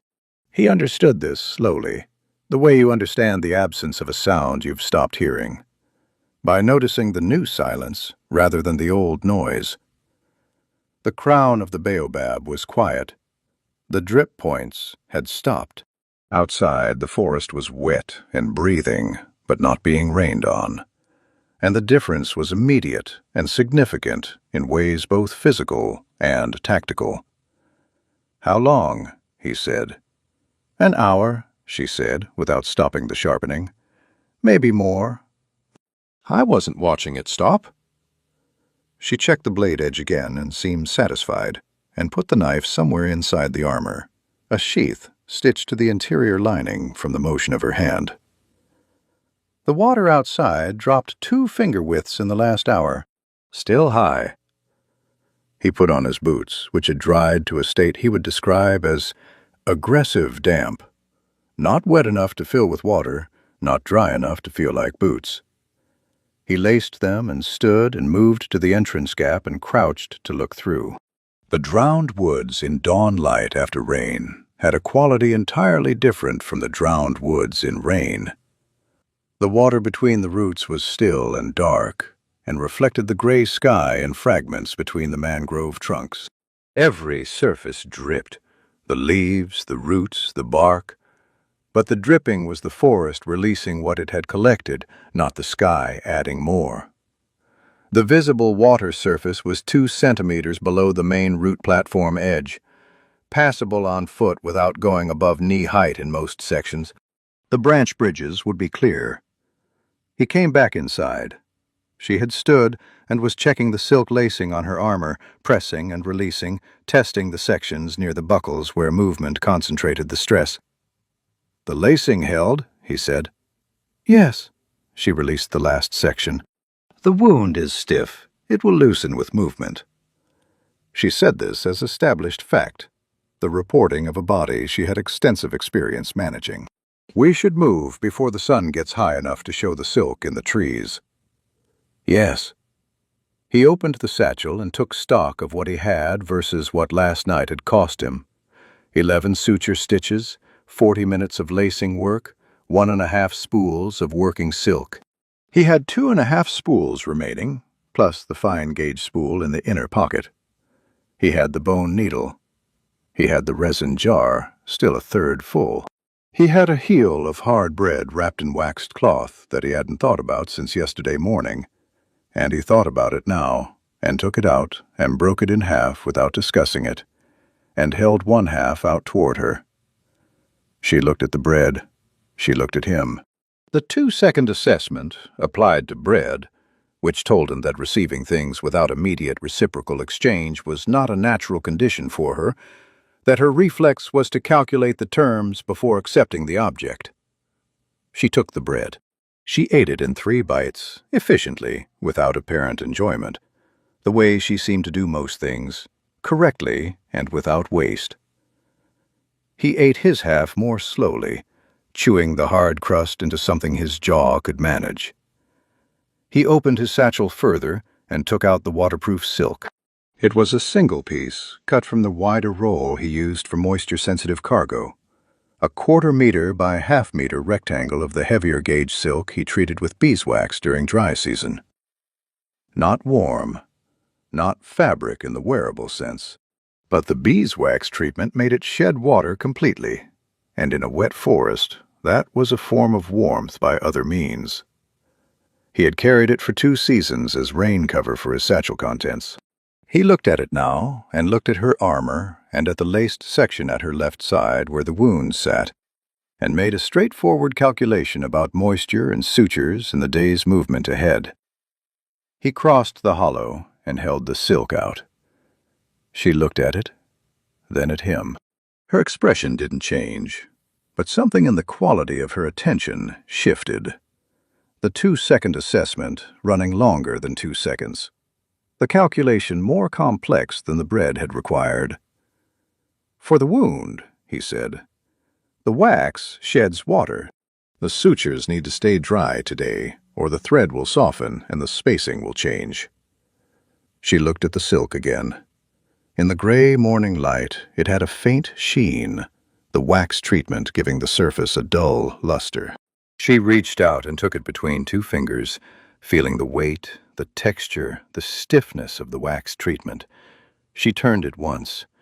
Then she draped it across her left shoulder and pulled the edges down, positioning it to cover the laced armor section.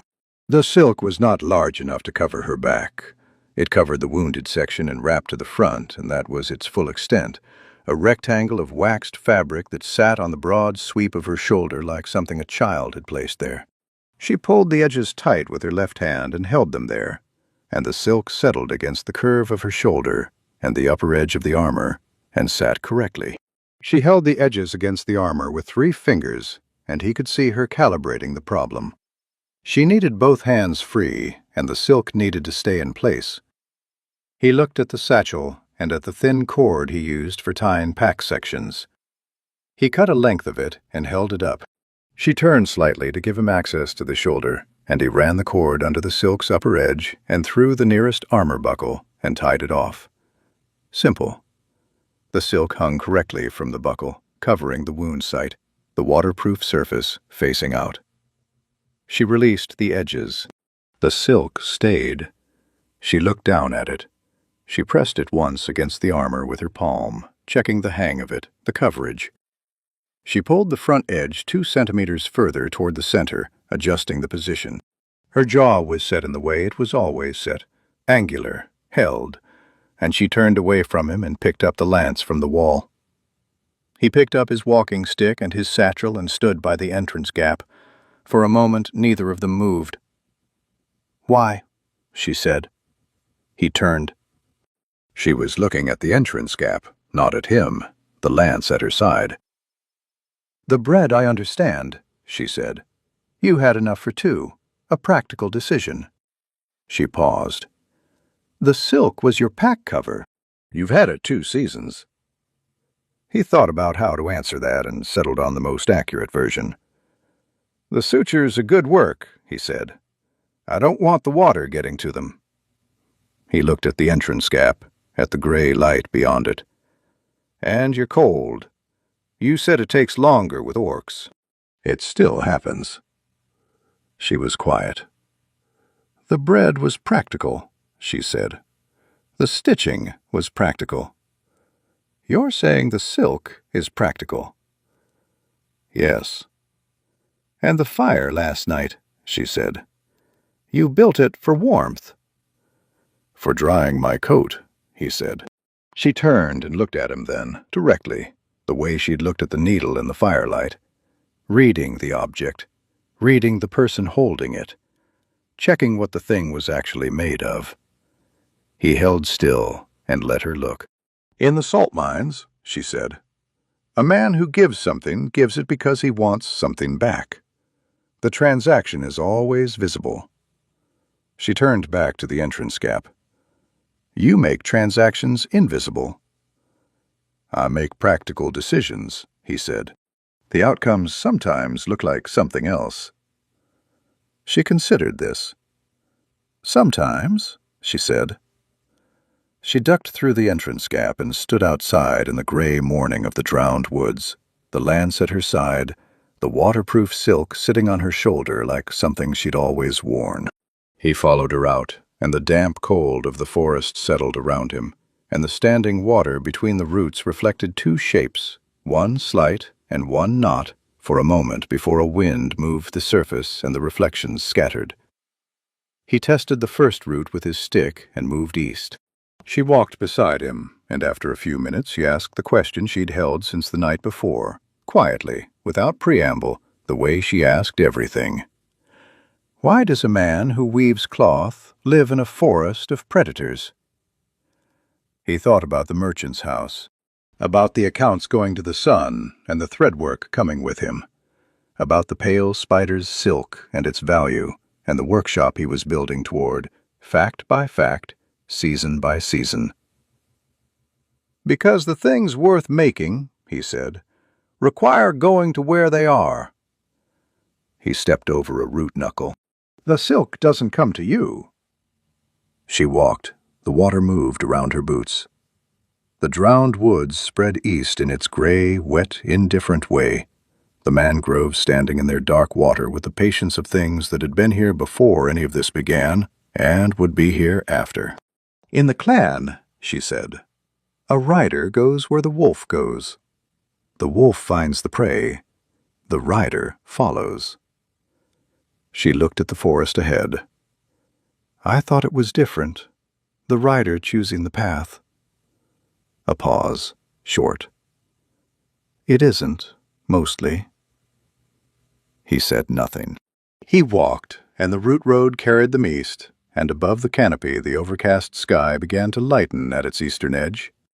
Not sunlight, not yet, but the suggestion of it. The gray thinning toward white where the sun was working at the cloud layer from behind. He watched the light change and thought about trajectory and distance and the coast, and about the clan trackers riding toward the coast road with the morning, cutting off the exits one at a time. He thought about the river mouth crossing and whether they had enough time and whether the water level would cooperate. He tested the next route with his stick. He heard the water before he saw it.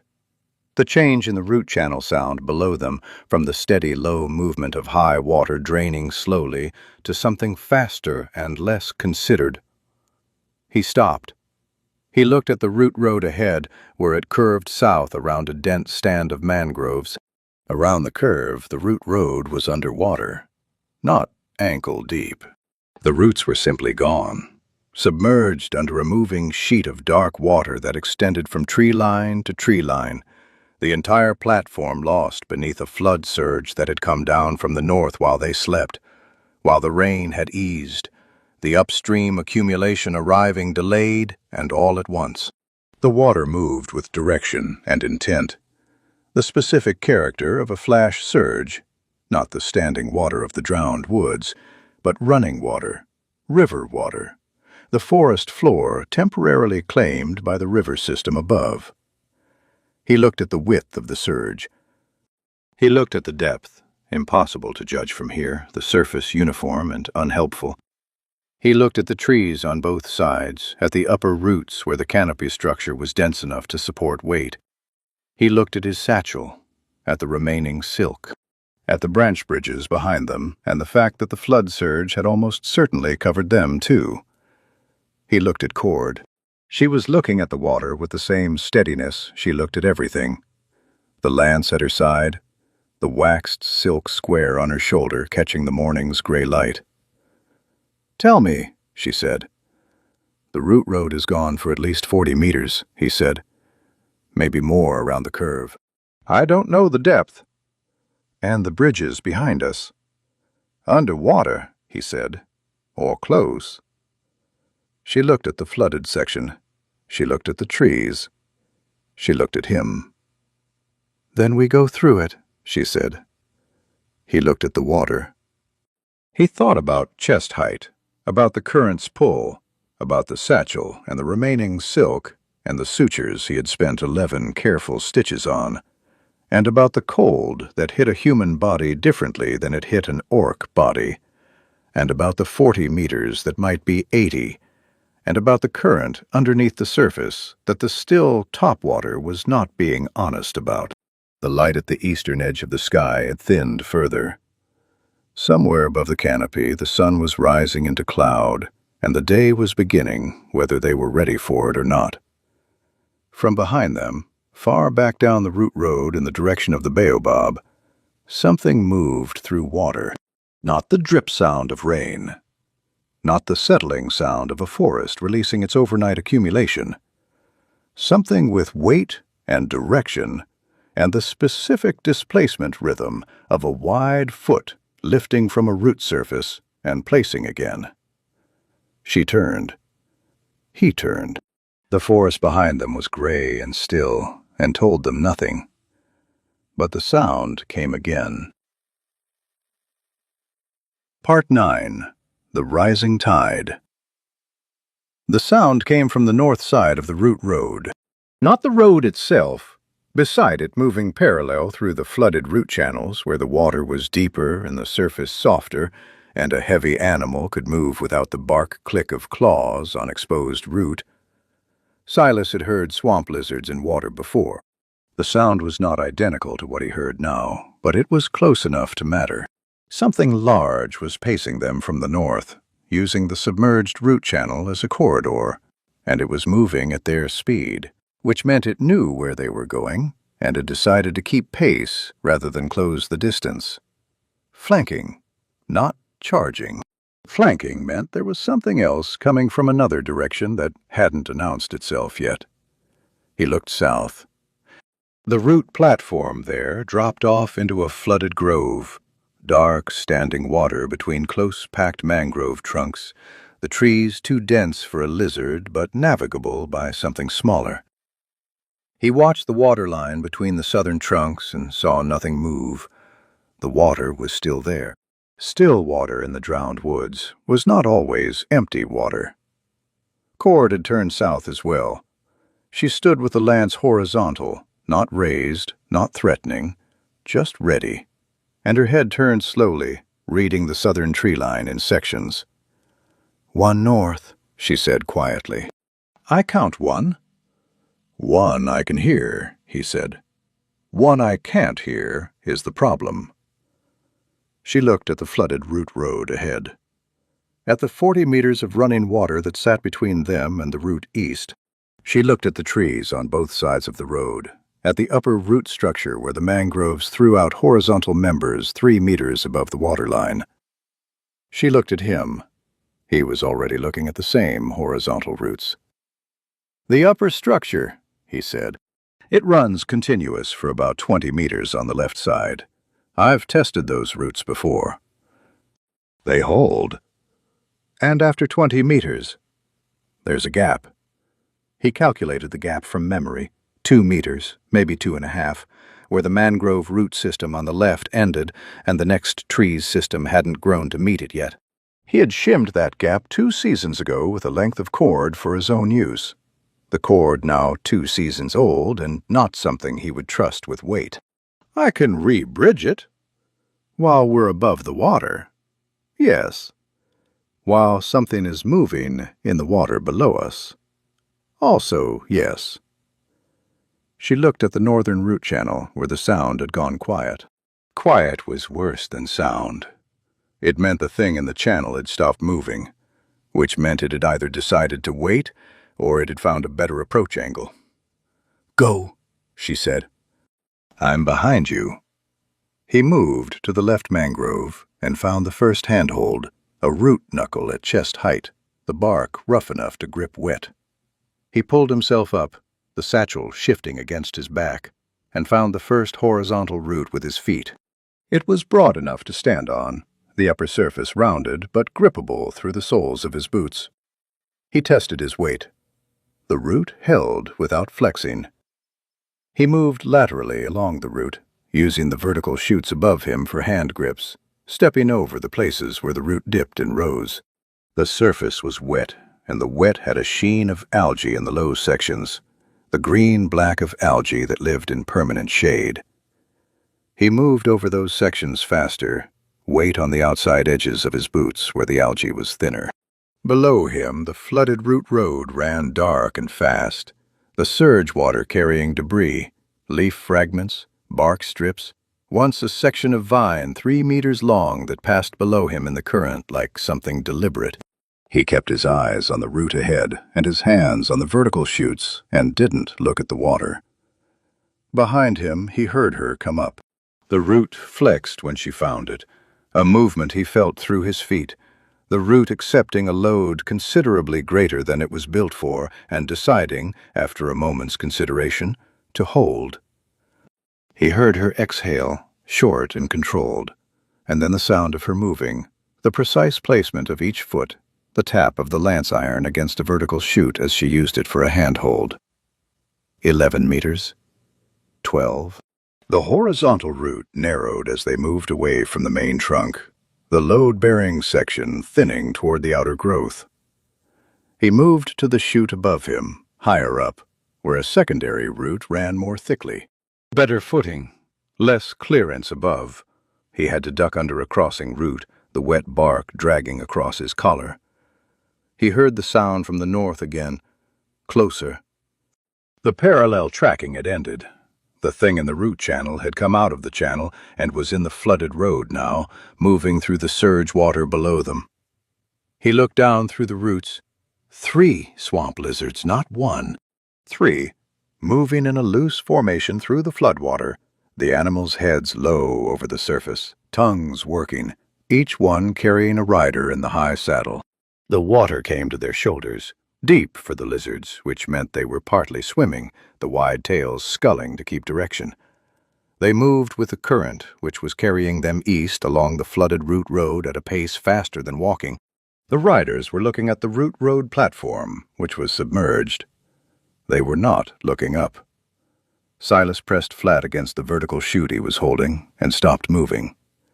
He heard Cord behind him go still. The flooded road below was 4 meters down, the horizontal route they were on well above the rider's sightline. If neither of them moved and the lance didn't tap against anything, they were invisible. Shapes against bark in a gray-lit forest, which was no shape at all. The first lizard passed below them. The second, its tail swept a wide arc through the water, and the tip of it caught a submerged root and redirected, and the lizard adjusted course without the rider signaling, the animal navigating by instinct, and passed directly beneath the root they were standing on. Silas looked down through the gap between 2 root shoots and saw the rider's shoulder and the back of a leather-clad head and the short lance in the lance socket. And then they were past, and the third lizard followed. He counted to 30 after the sound of the last lizard faded around the root road's curve.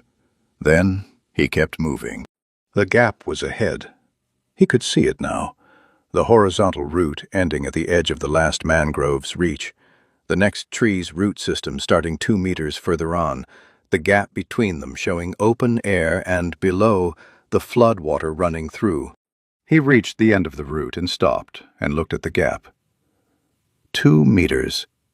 The next root was slightly lower, a 30-centimeter drop as well as a 2-meter span. He looked at the vertical shoots on the near side, the ones he could reach. He looked at the next tree's first horizontal root, the near edge of it, and at the distance. He unclipped the working spool from his belt. The problem with bridging the gap from above was angle. He needed to anchor the silk to the near side, cross the gap with it, and anchor the far side. And to anchor the far side, he needed to reach the far side, which was the gap's entire problem. He looked at the root shoots above him. There was a cross root running over the gap at roughly 5 meters height, the kind of accidental bridge formed when 2 trees grow close enough that their upper structures intermingle. It ran over the gap at a useful angle. He wouldn't cross on the upper root. It was too thin and too high. But he could use it as an anchor point. He tied the silk to the near side vertical chute at chest height, 4-strand lateral knot, and threw the spool across the gap. The spool hit the far root surface and bounced once and stopped, trailing silk across the gap.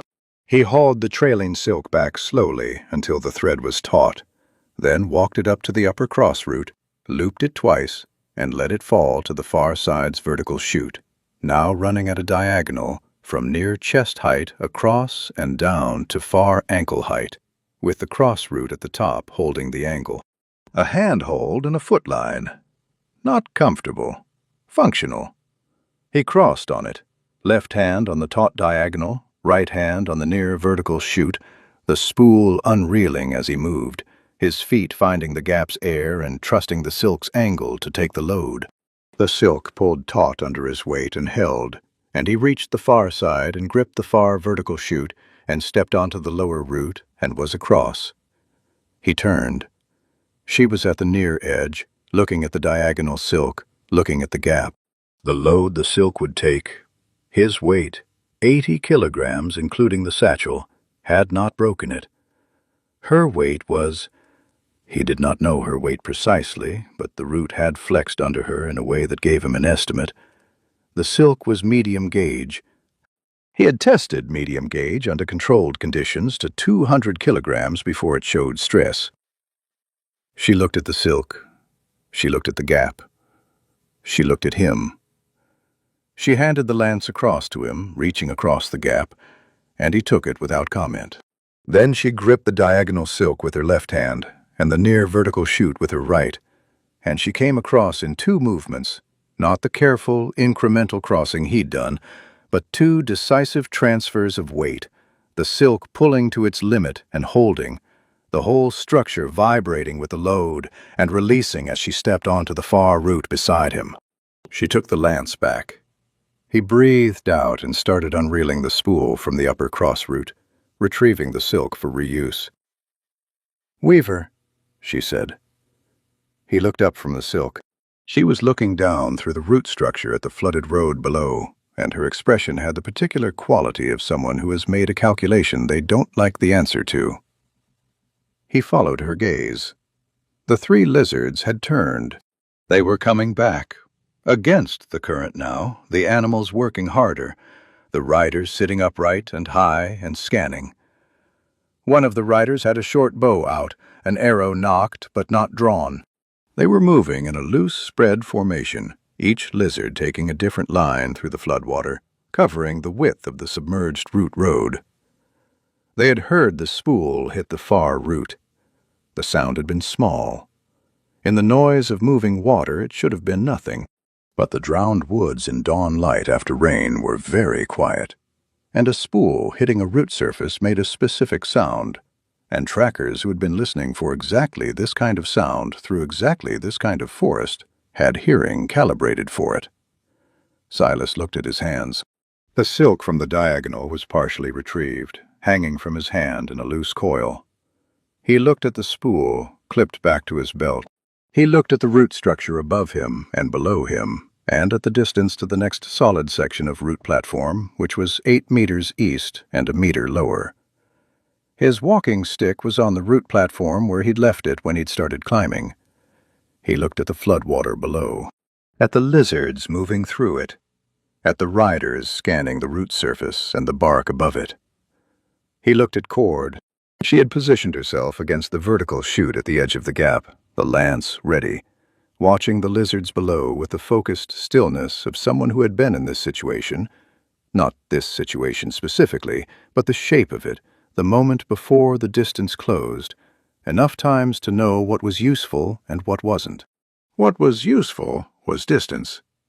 They had 8 meters of upper route to the next platform section, and the lizards had the flood road below, and for the next 30 seconds neither group could reach the other. 30 seconds was enough to do something. He looked at the silk in his hands. He looked at the root structure spanning the 8 meters to the platform. He looked at the angle between the upper cross root above the gap and the flooded road below it, and he thought about weight and load-bearing and what a swamp lizard's saddle looked like from above. He had 2 spools and a coil of retrieved silk and 30 seconds. He started moving. He moved east along the upper root as fast as the surface allowed, not running. Running on a wet horizontal route 4 meters above floodwater was a decision you made once and then reconsidered from the water. He moved at the pace just below running, where each foot placement still got a fraction of a second's confirmation before receiving full weight, where the hands stayed on the vertical chutes and the body stayed low, and the momentum was forward without being committed past the point of recovery. He had learned this pace in his first season in the drowned woods, when he'd understood that the forest rewarded the fast and careful over both the fast and the careful separately. Behind him she moved at the same pace without being told. He heard her on the route, the slight flex, the tap of the lance iron used as a balancing point. She had adapted to the upper root structure with the same speed she'd adapted to everything else, the terrain mapped and filed and no longer requiring conscious attention. 6 meters. 7. The root narrowed again, the outer growth thinning, and he shifted up to a higher secondary root, thicker, running closer to the canopy. The light up here was different, slightly more open, the sky visible in sections between the upper branches, the overcast, a uniform pale gray that told him nothing about the time, except that it was morning and the sun was making no particular effort. Below, the riders had found the gap. He looked down between the roots and saw one lizard stopped directly beneath the silk diagonal he'd used for the crossing, the rider looking up at the anchor point on the near vertical chute where the four-strand knot was still tied. The rider reached up and touched the silk, and then said something to the others. He couldn't hear the words through the root structure and the water noise, but the tone was clear enough. The tone of someone who had found a track and was telling their companions which direction it ran. He reached the solid platform section and dropped down from the upper root, landing on the root surface with both feet and letting his knees take it. The platform here was elevated enough that the flood surge only covered it at the very edge. The center was open root surface, damp but walkable.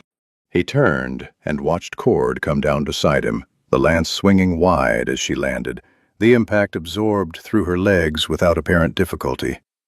She straightened and looked at the flooded section behind them, at the riders, at the upper root structure they'd just crossed. "They'll follow the upper roots," she said. "Yes." He looked at the platform surface, at the edge where the floodwater ran. He looked at the mangrove trunks flanking the platform on both sides, the spacing between them, the vertical chutes available as anchor points. He looked at the silk in his coat pocket, the retrieved coil and the spool still on his belt. The root platform extended east for roughly 30 meters before the next flooded section began. He could see it from here, another stretch of submerged road, this one broader than the last, the water running less fast but across a wider span. The branch bridges that crossed this section were the ones he'd checked 2 days ago, the lashings intact then. He didn't know their status now.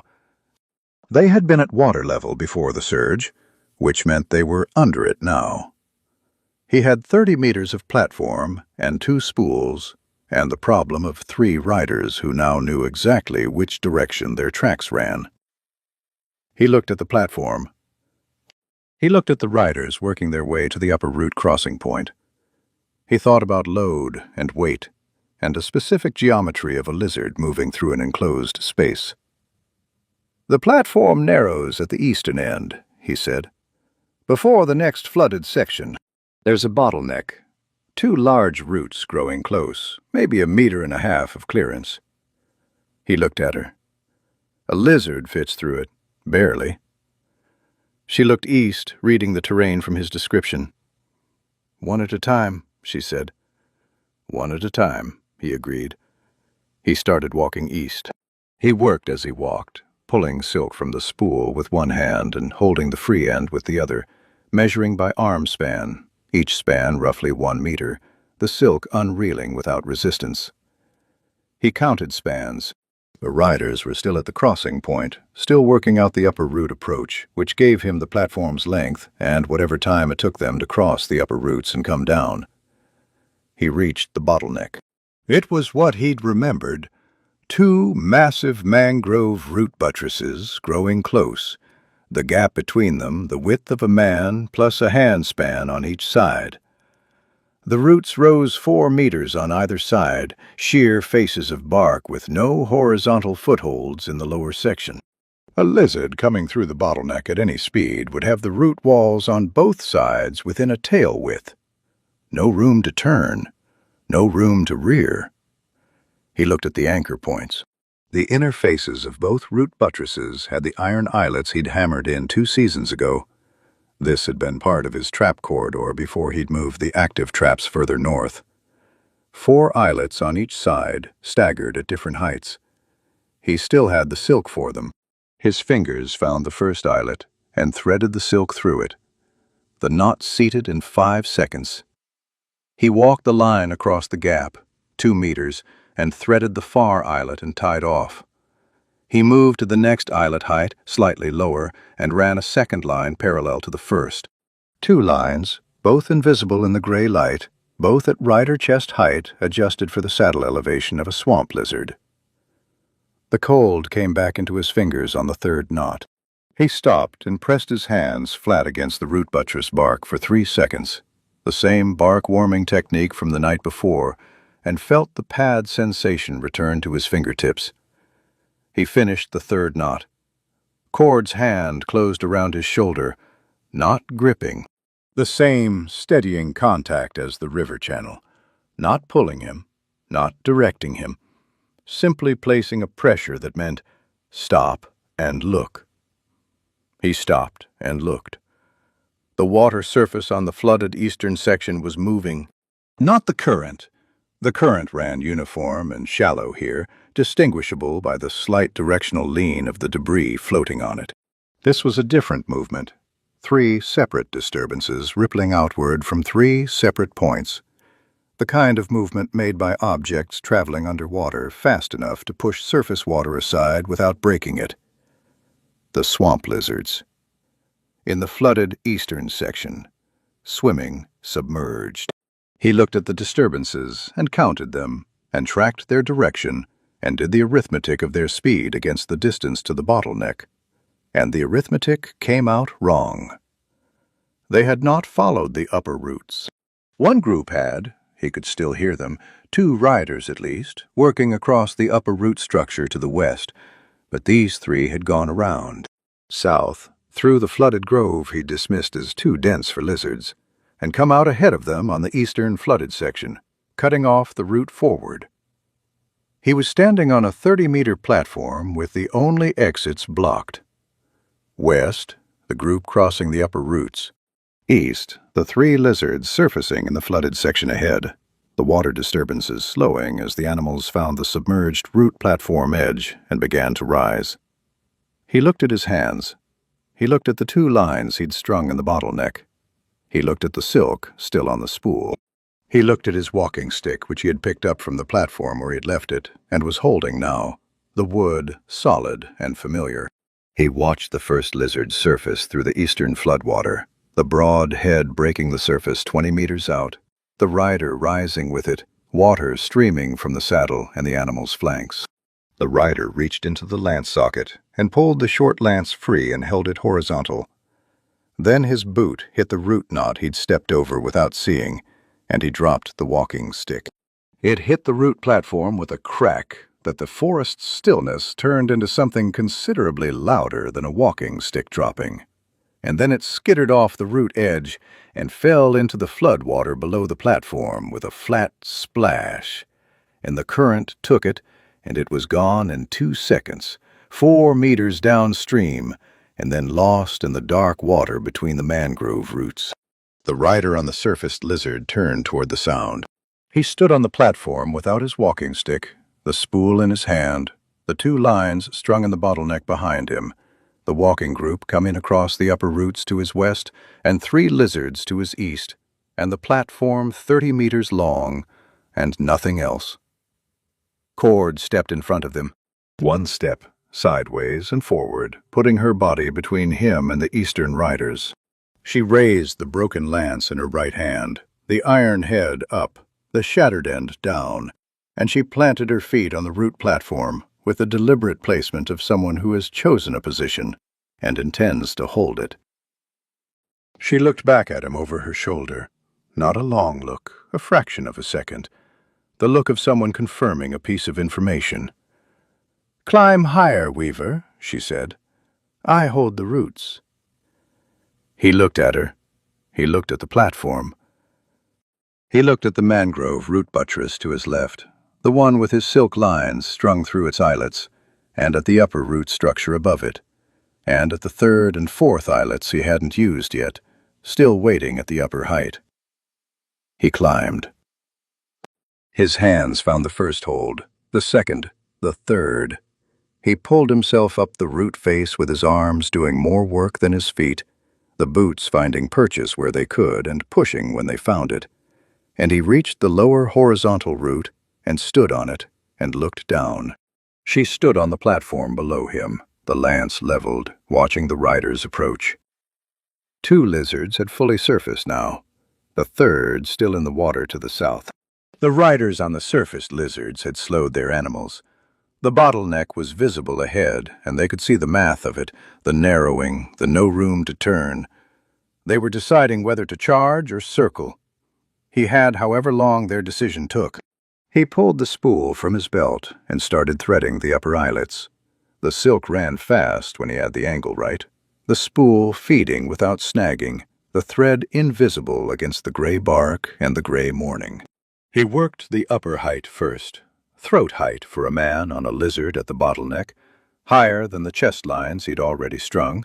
He tied off the near side and reached across to the far buttress, the 2 meters of gap requiring him to lean out from his root with his arm extended, the silk trailing from his fingers.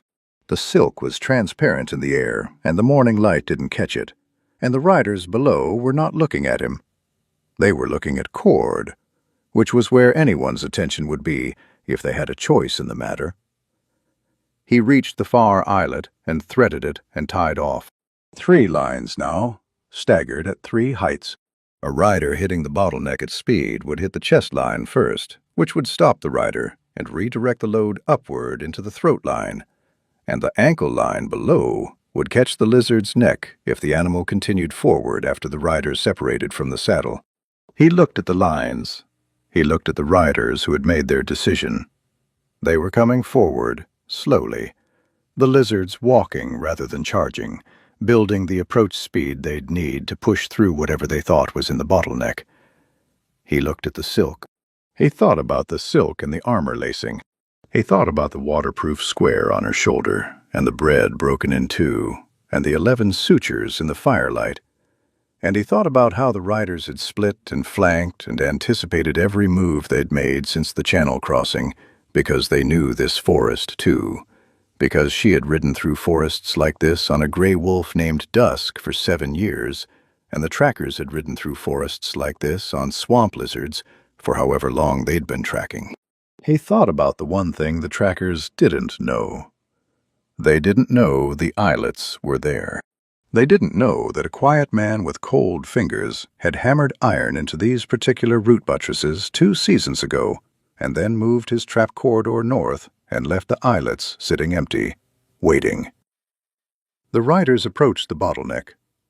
He pressed his back against the root chute behind him and held the remaining silk in his hands and watched the first lizard lower its head to pass through the gap and thought, "Now." The first rider hit the chest line. The silk didn't snap. It never snapped. That was the point, the whole point, the thing that made pale spider silk worth 4 days of hanging in a wet canopy with cold fingers and a bone needle between your teeth. It tightened. The rider came through the bottleneck at a controlled walk, and the line caught across the chest, and the lizard kept moving underneath, and the riders stopped.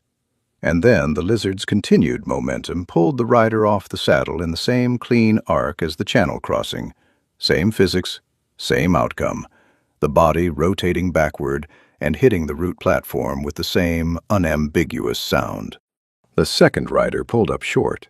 The lizard under the first rider walked 2 more steps, confused, then stopped and turned its head, and found the saddle empty, and processed this in the patient way of trained animals. The second rider looked at the first on the ground, and looked at the bottleneck, and looked at the air in the gap, which told them nothing, and then looked up. Silas was already moving east along the upper route. He heard Cord below, heard her move, the specific sound of her crossing the platform fast, the lance coming down from vertical to horizontal in the way it did when she was using it as a tool rather than carrying it. He didn't look back.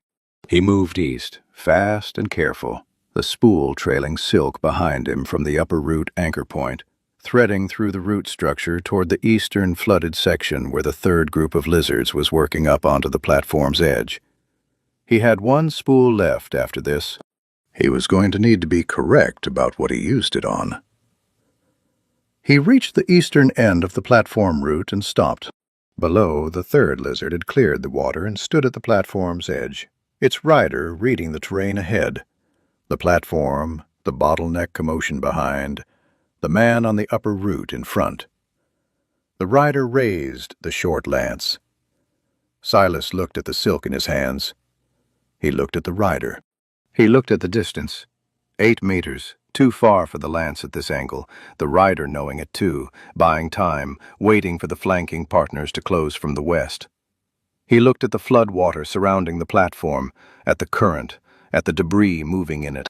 He looked at the tree directly above the rider's position, a younger mangrove, the trunk thin but the upper root structure dense. a platform of interlocked roots at 4 meters height. He looked at the angle between his position and that upper platform. He tied the trailing silk to the vertical chute beside him. Fast knot, 2-strand. Not his best work, but it didn't need to be his best work. It needed to hold for 30 seconds. He pulled the remaining length from the spool and looked at the distance to the young mangrove's upper root platform. 6 meters. The silk would reach if he threw the spool rather than walked it across. He threw it. The spool crossed the gap and hit the upper root platform, and the rider below looked up at the sound, which was what he wanted. The rider's eyes up and north, toward the sound, away from Cord, who was moving on the main platform below. He pulled the silk taut between his anchor and the spool's resting position, which ran the line directly over the rider's head at roughly 3 meters height, and tied off the near end. Not a trap. A distraction, the silk invisible and the rider not knowing it was there, but knowing something had crossed overhead, some thin line that the gray light half suggested. The rider looked at the air above them. The rider did not charge. Cord came past him on the main platform below, moving east with the lance horizontal. And the rider saw her coming, and the lizard turned to face her, and the third rider's full attention committed forward. Silas came down from the upper root. He landed on the platform behind the rider, which put the rider between him and Cord, and the rider heard him land and began to turn, and Cord closed the last 3 meters and drove the lance shaft, not the head, the shaft, across the lizard's neck behind the skull, the impact precise and controlled, the animal's head dropping reflexively from the pressure on the nerve cluster there. The lizard's legs folded. The rider came off the saddle sideways, off balance, and hit the root platform on one knee and one hand. Cord had the lance head at the rider's throat before the knee finished contacting the root. The rider went still. From the bottleneck behind them came sounds. The second rider dismounting, moving around the downed first rider, working through the gap on foot rather than mounted. Silas counted the time. He counted what he had left. He counted the distance to the next obstacle east, and whether they could reach it before the second rider cleared the bottleneck and the first rider recovered. "Go!" Cord said to the rider in a flat voice. The rider looked at the lance head, and then at her face, and then moved. Backward, off the platform edge, into the flood water, the cold receiving them without comment. She turned east. They ran. Not fast and careful. Fast, the root platform allowing it here where the surface was clear and elevated and Silas knew every knuckle and dip by memory. He ran with his arms out for balance and his eyes on the path and the satchel bouncing against his back, and she ran beside him with the lance at her side and the waterproof silk on her shoulder and her breathing controlled and even despite the stitches pulling at her left side, which he could see in the set of her jaw and chose not to say anything about. The platform ended. The second flooded section opened ahead, broader than the first, the water slow and shallow, the root platform submerged under 20 centimeters of standing floodwater rather than running surge. The branch bridges he'd worried about were visible. 2 of the 3 above water, the third submerged but findable by its anchor points. He could see the far side, the root platform resuming 30 meters east, dry and elevated. The tree line there, the dense canopy of the old-growth section that meant they were within an hour of the coast. He went into the water without stopping. 20 centimeters was nothing. It was cold, and it was loud, and it slowed him, and he went through it anyway, the root platform solid underfoot. The flood water's surface broken by his movement into rings that spread and intersected and told everything behind them exactly where they were. He moved fast. The rings were going to happen regardless. She came in beside him and the water displaced significantly around her boots, and she matched his pace and they crossed the first bridge, above water, solid, the lashings holding, and the second, and found the third by the anchor bark on the far side, and crossed the submerged planks by feel, the wood invisible but present under the water. 20 meters. 25. The water dropped from knee-height to ankle as the platform rose beneath them. They came up out of the floodwater onto dry root surface on the far side and kept moving east without stopping. He ran until his lungs registered a formal objection, and then he kept running for another 30 seconds before letting himself slow to a walk. She slowed with him. Her breathing had changed, still controlled, but the control was costing more now, the quality of a body managing two competing demands. He watched her left side without looking directly at it and saw no blood through the armor lacing. The silk was holding. The stitches were holding. The thorn wall appeared without warning. One moment the path was open, the old-growth root platform running east between dense mangrove trunks, the canopy high and the visibility reasonable. Then the path turned north, and the turning revealed what lay east. A wall of thorn vine 3 meters high and 4 meters deep, the vines growing in the specific, dense, interlocking pattern of a stand that had been establishing itself for decades. Each vine's thorns the length of a finger and curved backward so that anything pushing into them came away worse than it went in. The coast was on the other side. Not directly. There were 2 kilometers of old-growth forest beyond the thorn wall, but the thorn wall blocked the only ground-level route through this section. Every other approach required going north to the open route road, which put them back in the flooded corridor, with the trackers between them and the exit. Cord looked at the thorn wall. She looked at it with the flat assessment she gave all obstacles. Then she stepped forward and swung the lance shaft at the lower vines.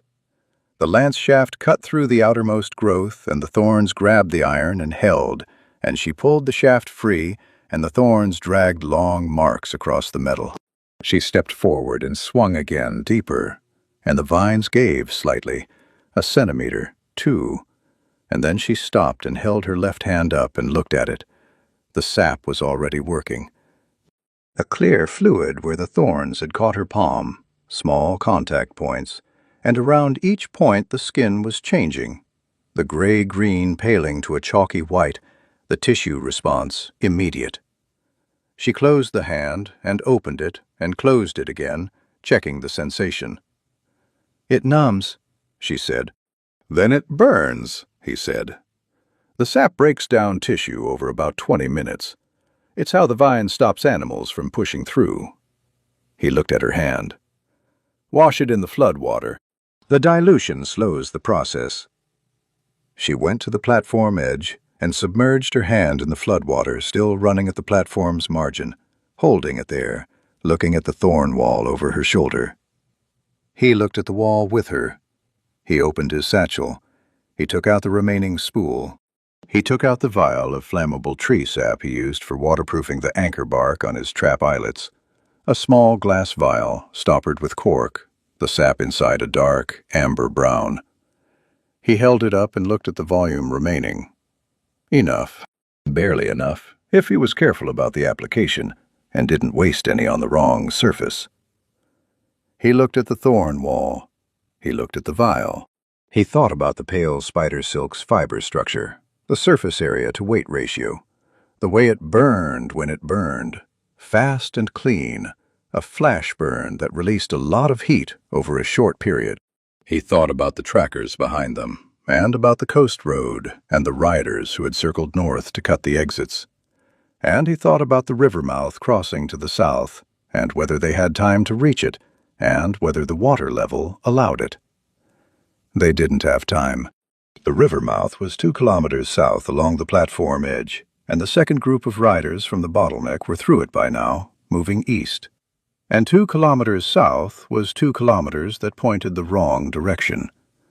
He looked at Cord's hand, still in the floodwater. "I need to be honest with you," he said. She looked at him. "I have 1 spool of silk left, and 1 vial of sap," he said. "The sap is flammable. The silk holds it the way a wick holds oil." He looked at the thorn wall. "If I coat the silk with the sap and string it through the thorn wall, and we set it burning, the wall burns. Thorn vine burns fast, and the sap accelerates it." He paused. "It also lights everything in the area, the canopy above it, anything standing in the burn zone." She waited. "The silk needs to be baited," he said. "Someone has to draw the riders into position before I ignite it." He looked at the platform, at the space before the thorn wall. "I can't do it. I need to be at the ignition point, which is up in the canopy above the wall. The bait has to be on the ground." She pulled her hand from the water and looked at it. The chalky patches were fading. The dilution had worked, the sap concentration broken down. She flexed her fingers. She looked at the thorn wall. She looked at him. "You climb," she said. "I bait." "Yes." She stood up. She picked up the lance. She looked east through the old-growth canopy at the sky above the thorn wall, and at the light that came through it, and at whatever she was calculating from those two pieces of information together. "Then do it," she said. "Before they close the distance." He opened the spool and looked at the vial of sap and started working out where to begin. He started at the base of the left mangrove. The eyelet was already there. He had not hammered this one. The forest had made it, a split in the bark where a root shoot had died and pulled away cleanly, leaving a gap the width of 2 fingers. He tested it with the silk. The fiber seated correctly, gripped by the rough bark edges. The angle workable. He tied the first anchor and looked up. The canopy above the thorn wall was dense, old-growth mangrove. The upper structure interlocked over decades into a platform of roots and branches that blocked the sky in sections and let it through in others. He needed a line from this anchor point, across the face of the thorn wall, through the wall at 3 points, and up into the canopy above. The silk would soak the sap by capillary action along its entire length. It did this with any liquid, the fine fiber structure wicking moisture inward the way a candle wick wicked oil upward.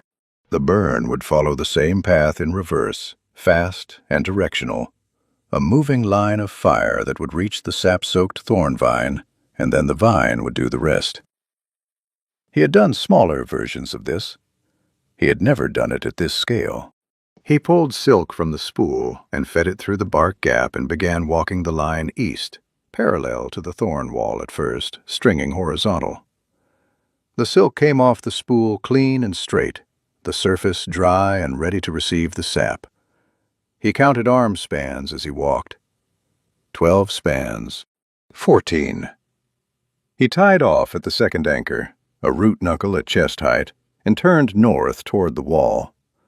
The thorn vine grew in overlapping layers.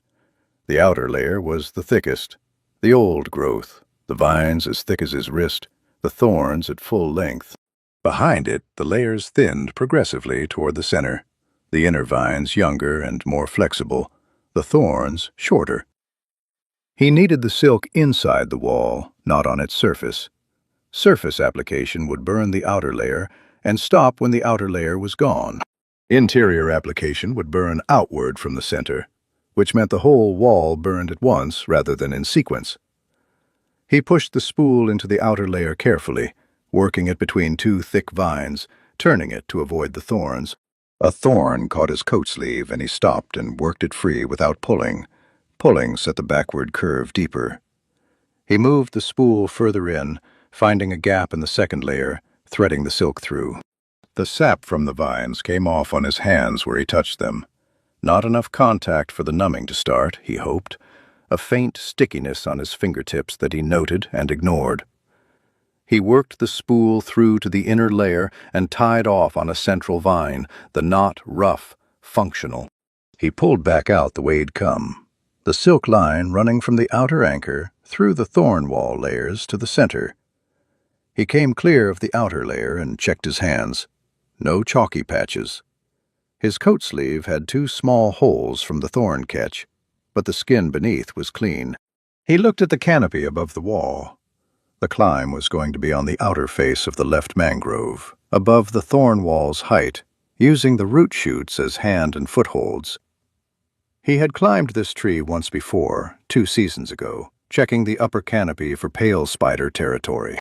He remembered the structure. He remembered the third horizontal route was solid, and the fourth was questionable.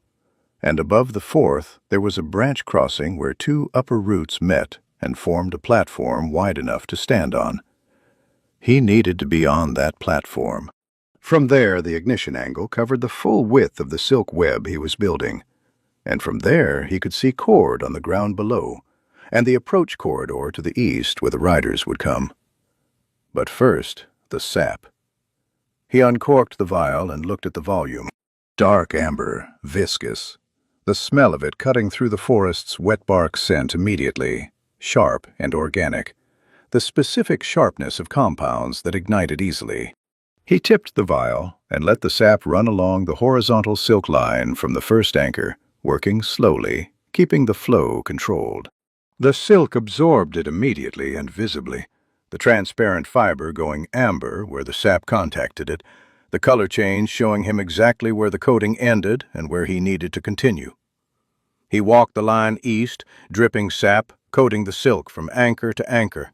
He turned north at the second anchor and coated the section running into the wall, the silk going amber all the way to the outer vine layer. The sap absorbed into the thorn vine surface where it touched the bark. Good, that was what he wanted.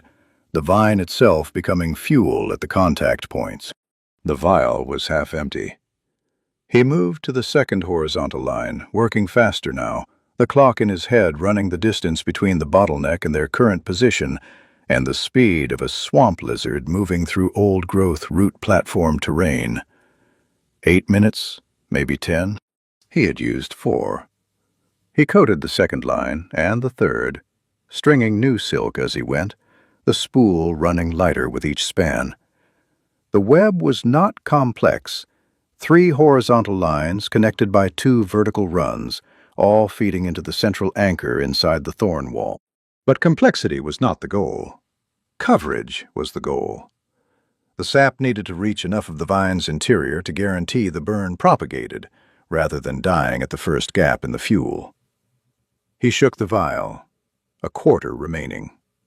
He looked at the web. He looked at what was coated and what wasn't, and made the calculation that the remaining sap was not enough to finish the outer horizontal line, and still have enough for the ignition point above. He had to choose. He chose the ignition point. He climbed. The left mangrove's root face was as he remembered. The first 3 holds solid, the bark rough enough to grip even with hands that had absorbed trace sap through his coat sleeves.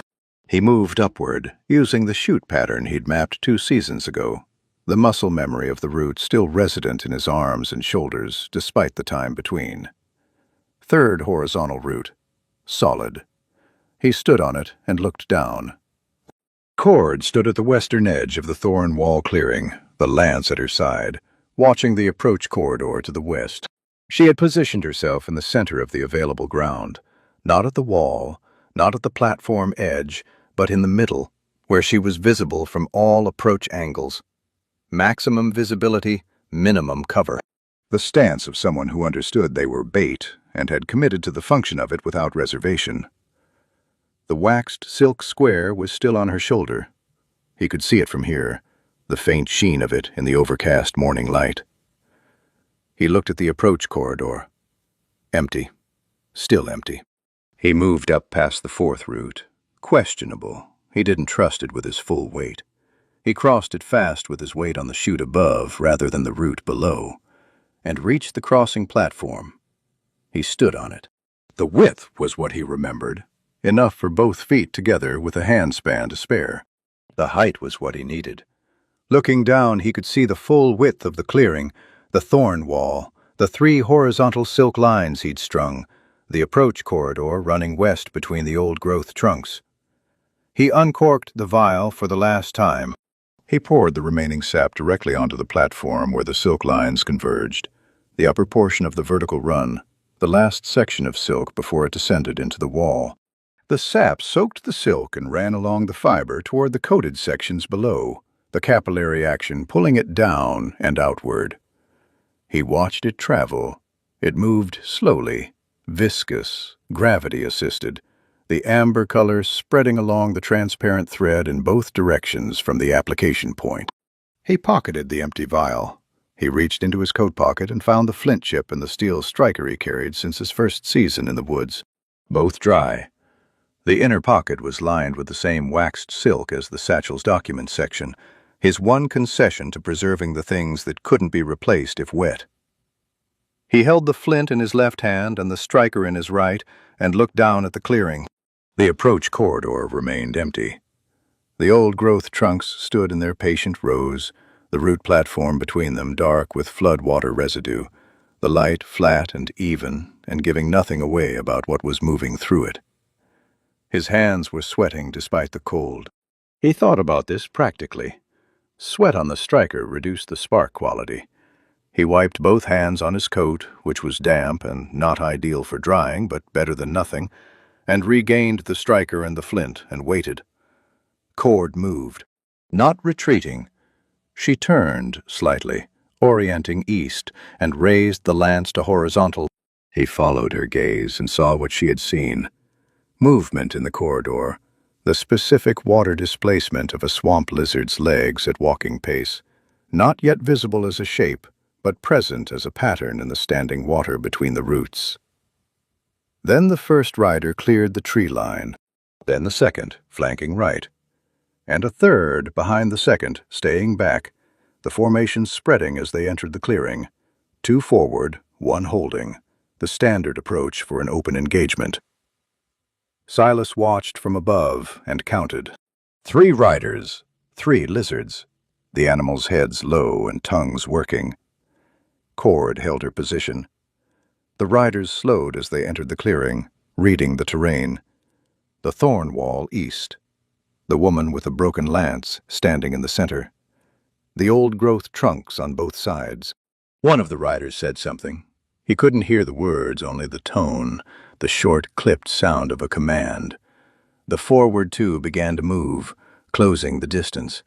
Silas looked at the silk lines below him. He looked at the sap amber coating, the color of it showing him where the fuel ran and where it stopped. He looked at the thorn wall and at the dry inner core of the vines where the central silk line ran, where the burn would travel if he gave it a start. He looked at Cord, standing in the center of the clearing, the lance at her side, the riders 40 meters out and closing. 30 meters. 25. He watched the lizard's wide feet find the root platform surface and leave it. The animals crossing the silk lines without seeing them. The horizontal lines at rider chest height ran above the lizard's head, above the eye line, invisible against the bark background in the gray morning light. The riders crossed the first line. The second. 20 meters from the thorn wall. He struck the flint. The spark dropped onto the sap-soaked silk at the platform, and the silk caught immediately. A clean ignition, a small blue-orange flame that traveled the fiber faster than he'd expected, racing down the vertical run toward the horizontal lines with the speed of something that had been waiting for exactly this. He watched it hit the first horizontal line and split, running both directions simultaneously, the amber-coated silk burning in a clean, moving line that traced the entire web in 2 seconds. The fire reached the thorn wall. The outer vine layer caught first, the sap contact points igniting at each one, small fires linking into a continuous line along the wall's face. The interior silk pulled the burn inward, the central anchor point igniting, and the fire spreading outward from the wall's core. At the same moment, the outer face was burning, and the 2 burns met in the middle, and the thorn wall became entirely fire in the space of 4 seconds. The canopy above it caught on the 5th second. Dry debris, dead leaves, the accumulated dry matter of the upper structure that the rain hadn't reached. It took the fire immediately, and the burning canopy peeled away from the wall in sections, dropping in burning pieces onto the clearing below, each piece trailing smoke and fire as it fell, and the clearing filled with light and heat and the roar of something burning faster than anything that size should be able to burn. He gripped the platform and watched from above. The lizards shied from the falling fire, both forward animals turning hard, the riders losing their composure for the first time, the formation breaking as the animals made their own decisions about the burning canopy descending onto the clearing floor around them. Cord moved through the chaos below, and he lost sight of her in the smoke. The smoke rose in a column that the gray sky swallowed without comment. Silas stayed on the platform. He had learned in 3 years of forest work that the moment after a large event was not the moment to move. The moment after was when the second thing happened, the thing the first thing had displaced. And if you were already moving when the second thing arrived, you had no stable position from which to respond to it. He gripped the route crossing with both hands and breathed through his coat collar to filter the smoke, and watched the clearing below through gaps in the burning canopy debris. The fire had done what fire does in a contained space. It had taken everything available and organized the available space around itself. The thorn wall was fully involved. Not a wall anymore, a column of fire 3 meters high running the full width of the eastern passage, the vine structure visible inside the flames as a darkening lattice that collapsed inward section by section as the material burned through. The canopy above it had dropped in 2 large sections, each one landing across the clearing floor in burning spreads that cut the space into corridors. The smoke moved east, pulled by the draft the fire created against the old-growth trunks, which meant the clearing's western half was cleaner, visible, navigable. He could see 2 lizards, both riderless, both moving south along the platform edge, away from the fire, the animal's instinct overriding their training once the burning material had started landing near them. One had a lance still socketed. The rider had not had time to pull it. The other's saddle had a long scorch mark across the left side, where a falling section of canopy had grazed it. He could not see the third lizard. He could not see any of the riders. He could not see Cord. The smoke shifted, the draft changing as the fire consumed its easiest fuel and began working on the denser vine core, the burn rate slowing and the smoke output increasing. The western half of the clearing went gray, and he lost the floor entirely for 20 seconds, the smoke uniform and opaque, nothing visible below except the orange glow of the burning wall at the far end. He looked for movement at the edges. South platform edge. The 2 riderless lizards still moving. North side. Nothing visible. West approach corridor. Nothing moving toward the clearing from the direction they'd come, which meant the trackers from the bottleneck had not yet closed to engagement range. The smoke thinned. The draft shifted back. He saw her. She was standing at the northern edge of the clearing, her back to the old-growth trunk, the lance in her right hand. She was looking at something on the ground to her left that he couldn't see from his angle. Her posture had the specific quality of someone who had finished a sequence of actions and was assessing the outcome. Not relaxed, not ready to move, the suspended moment between one thing ending and the next thing being determined. She looked up. She found him on the platform without searching, her eyes going directly to his position, the way his had gone to the silk web before ignition.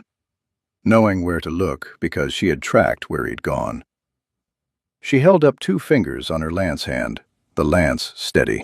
Then she pointed south with the same hand. 2 down, 1 south. He scanned the southern platform edge, past where the riderless lizards had gone. The flood water there was still and dark between the root buttresses. He watched it. 30 seconds. Nothing broke the surface. Then the water moved, 30 meters south. A single disturbance, directional, something moving fast and low. The head of a swamp lizard just above the waterline, the rider flat against the animal's neck to keep the profile minimal, moving south at speed, running. He looked at Cord. She had already moved, off the tree and crossing the clearing, stepping over a burning section of fallen canopy with her stride adjusted for the obstacle, the lance at her side. She reached the base of his mangrove and looked up. "One is running south," she said. "Signal rider. They're going to the Coast Road group." He had already calculated this. A signal rider sent before the engagement closed meant the Coast Road trackers would know the situation in 40 minutes. The fire, the thorn wall passage opening as the wall burned through, the direction of travel. The Coast Road was 2 kilometers east through old-growth forest. The trackers waiting there would seal the eastern exit and move to intercept. He began to climb down. He moved fast on the descent, less careful than the ascent, using the drop-and-catch method on the lower section. Hands on a root chute, feet off the current hold, body dropping until the arms caught the load and found the next purchase. He reached the 3rd horizontal root and dropped from it to the clearing floor, the impact jarring through his knees, and stood. The clearing was transformed. The thorn wall still burned at the east end, the vine core glowing orange-white where the densest material was still involved. But the outer sections had burned through and collapsed, leaving a gap 3 meters wide and navigable at the center. The canopy debris on the clearing floor was burning in 3 separate sections, the flames low and spreading across the dry, accumulated material of decades of leaf fall. The smoke had the smell of thorn sap in it, sharp and chemical, the combustion products of the sap coating the inside of his throat even through his collar. He breathed shallowly. The smoke would thin once they were through the wall gap and moving east. He looked at the gap. The gap was passable. Narrowly, the outer vine sections were still hot on each side, the collapsed material glowing and radiating, the gap itself clear but bordered by active combustion. Moving through it quickly and centrally, without touching the sides, was possible. Moving through it slowly or off-center was not. He looked at Cord. She was looking at the gap with the same assessment. "Fast and straight," he said. "Yes." She looked at his coat. "Pull the collar up." He pulled the collar up over his mouth and nose. She had no equivalent on her armor, no collar to raise, no fabric above the chest plate. She looked at this practical fact without expression and reached up and unclipped the waxed silk square from the armor buckle where he'd tied it that morning. She held it across the lower half of her face, the waxed surface out, and looked at the gap. "You first," she said. "I'm behind." He moved to the gap and looked through it. 3 meters of active fire on each side, 10 meters of burning floor debris beyond it that narrowed to a clear corridor at the far end where the old growth resumed and the leaf fall was thinner. He picked a line, center of the gap, straight east, step over the 2 burning sections on the far side, reach the corridor, and keep moving. He went through. The heat on each side of the gap hit both cheeks simultaneously. A dry, pressing heat, entirely unlike the wet cold of the last day. And the smoke inside the gap was dense enough that he held his breath and kept his eyes on the corridor ahead. 5 steps through the gap. Step over the first burning section. A flat jump, both feet, clearing the spread of it with a hand span to spare. 3 steps. Step over the second section. 2 steps to the corridor. He was through. He turned.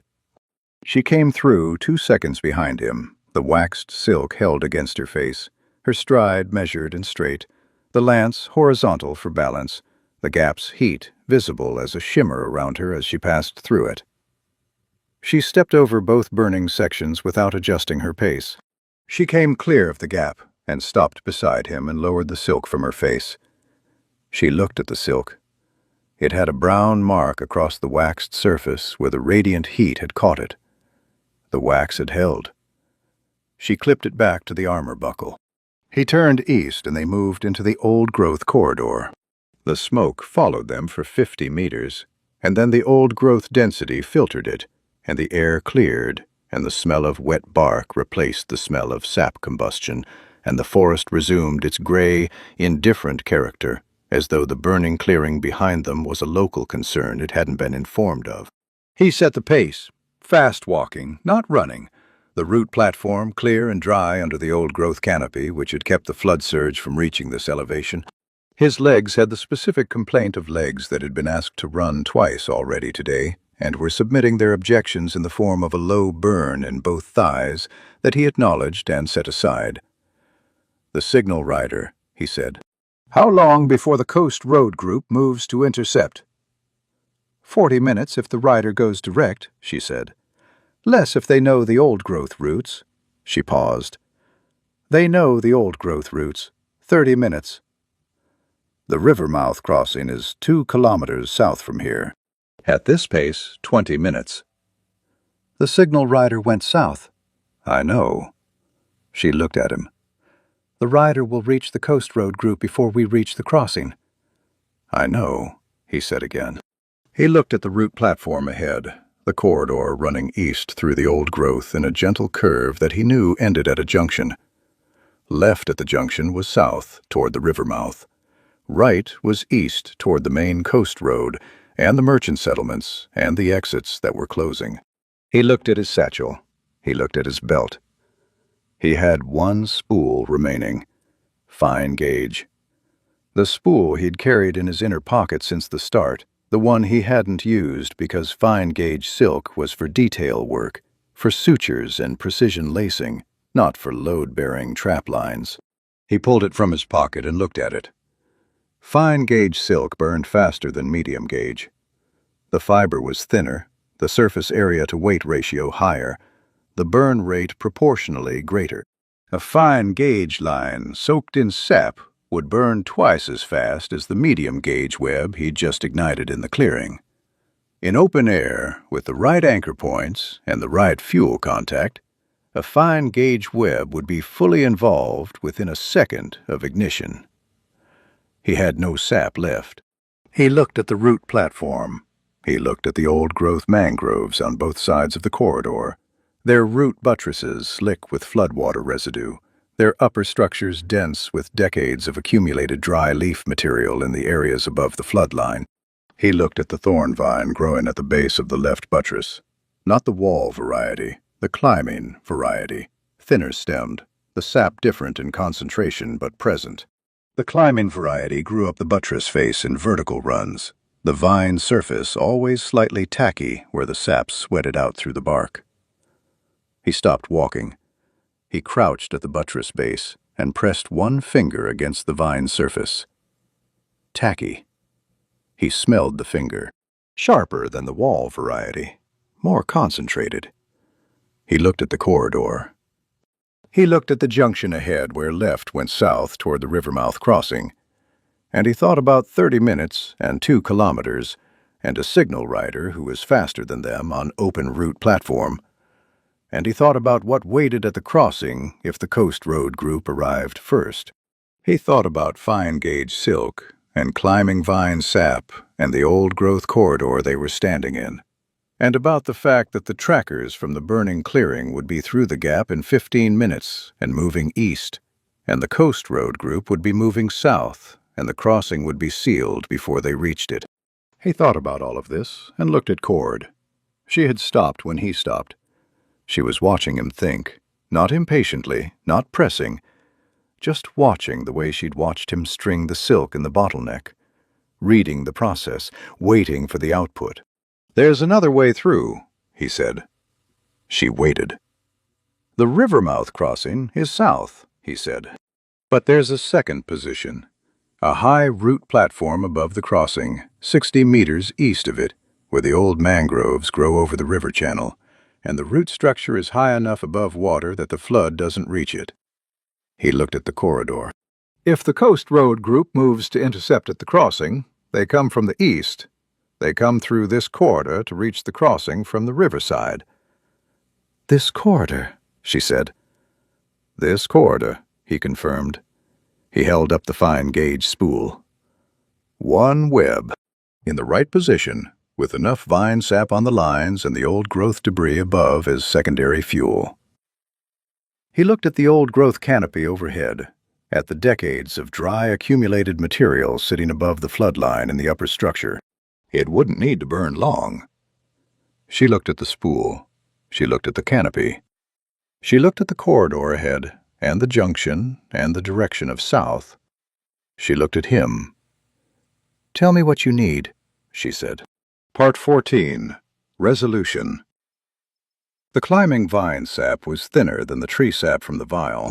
Silas worked it with his coat sleeve as an applicator, pressing the fabric against the vine's surface and drawing it along the length of the stem, loading the wool with sap, and then drawing the wool along the fine-gauge silk.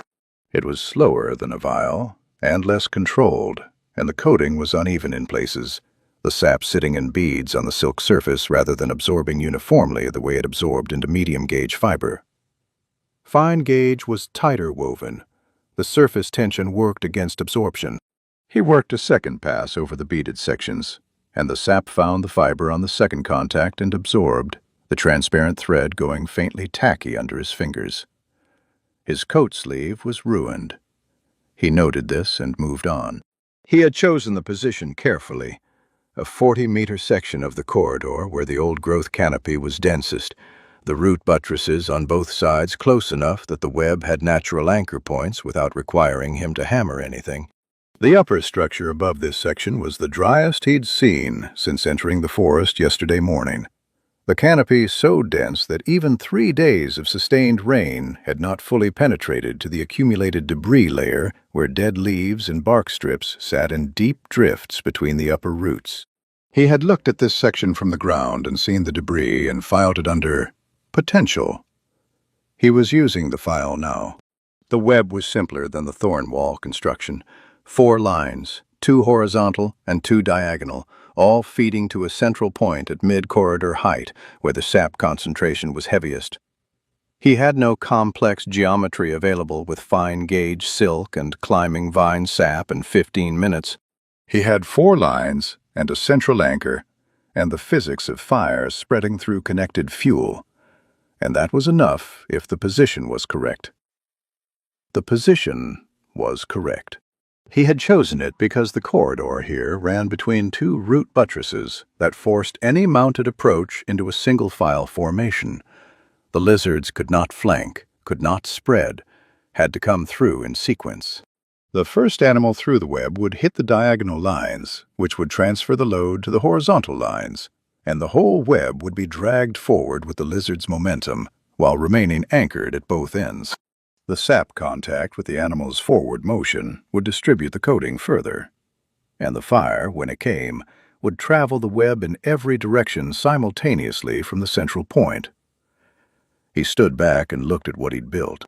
4 lines, invisible, the sap coating showing only as a faint difference in the air if you knew to look for it and had the right angle of light.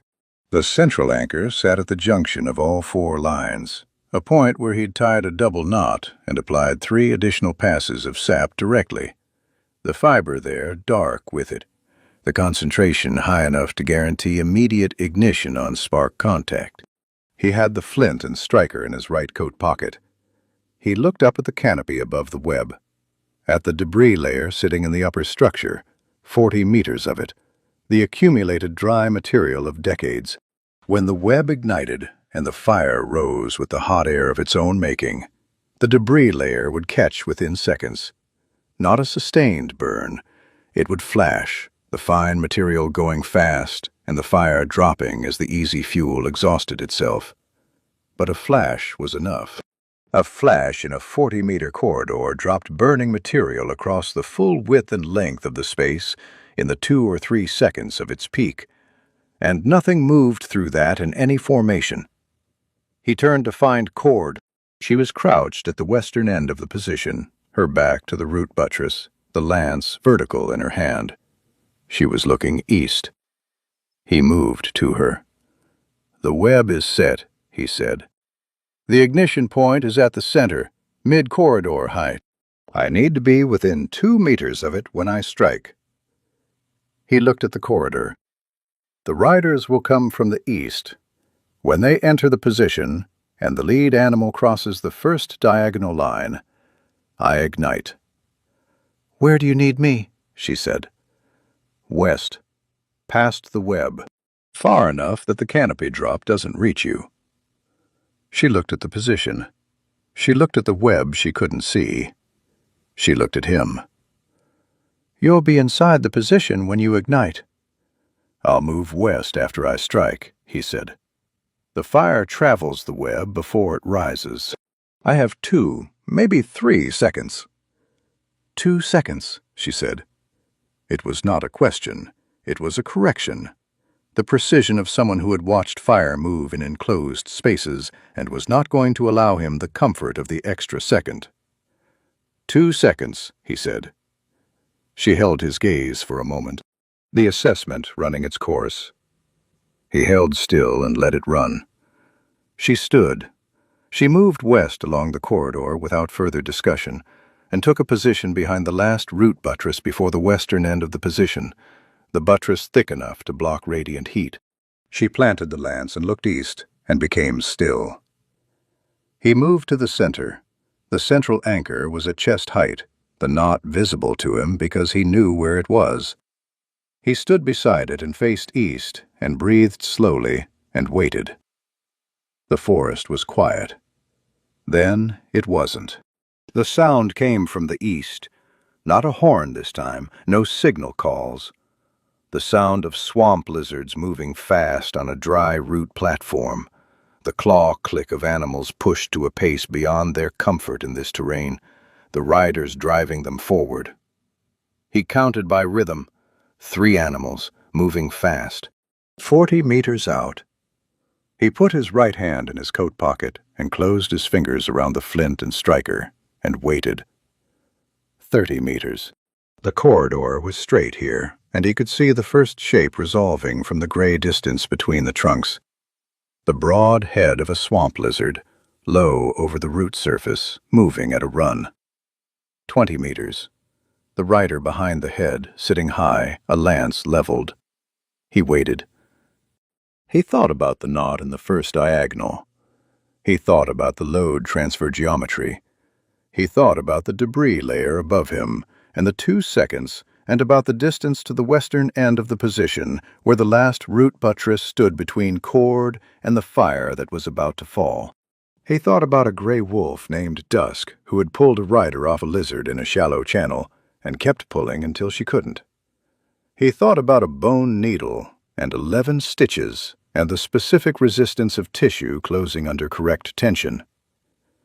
10 meters. The lead lizard's tongue worked the air. Its eyes found him.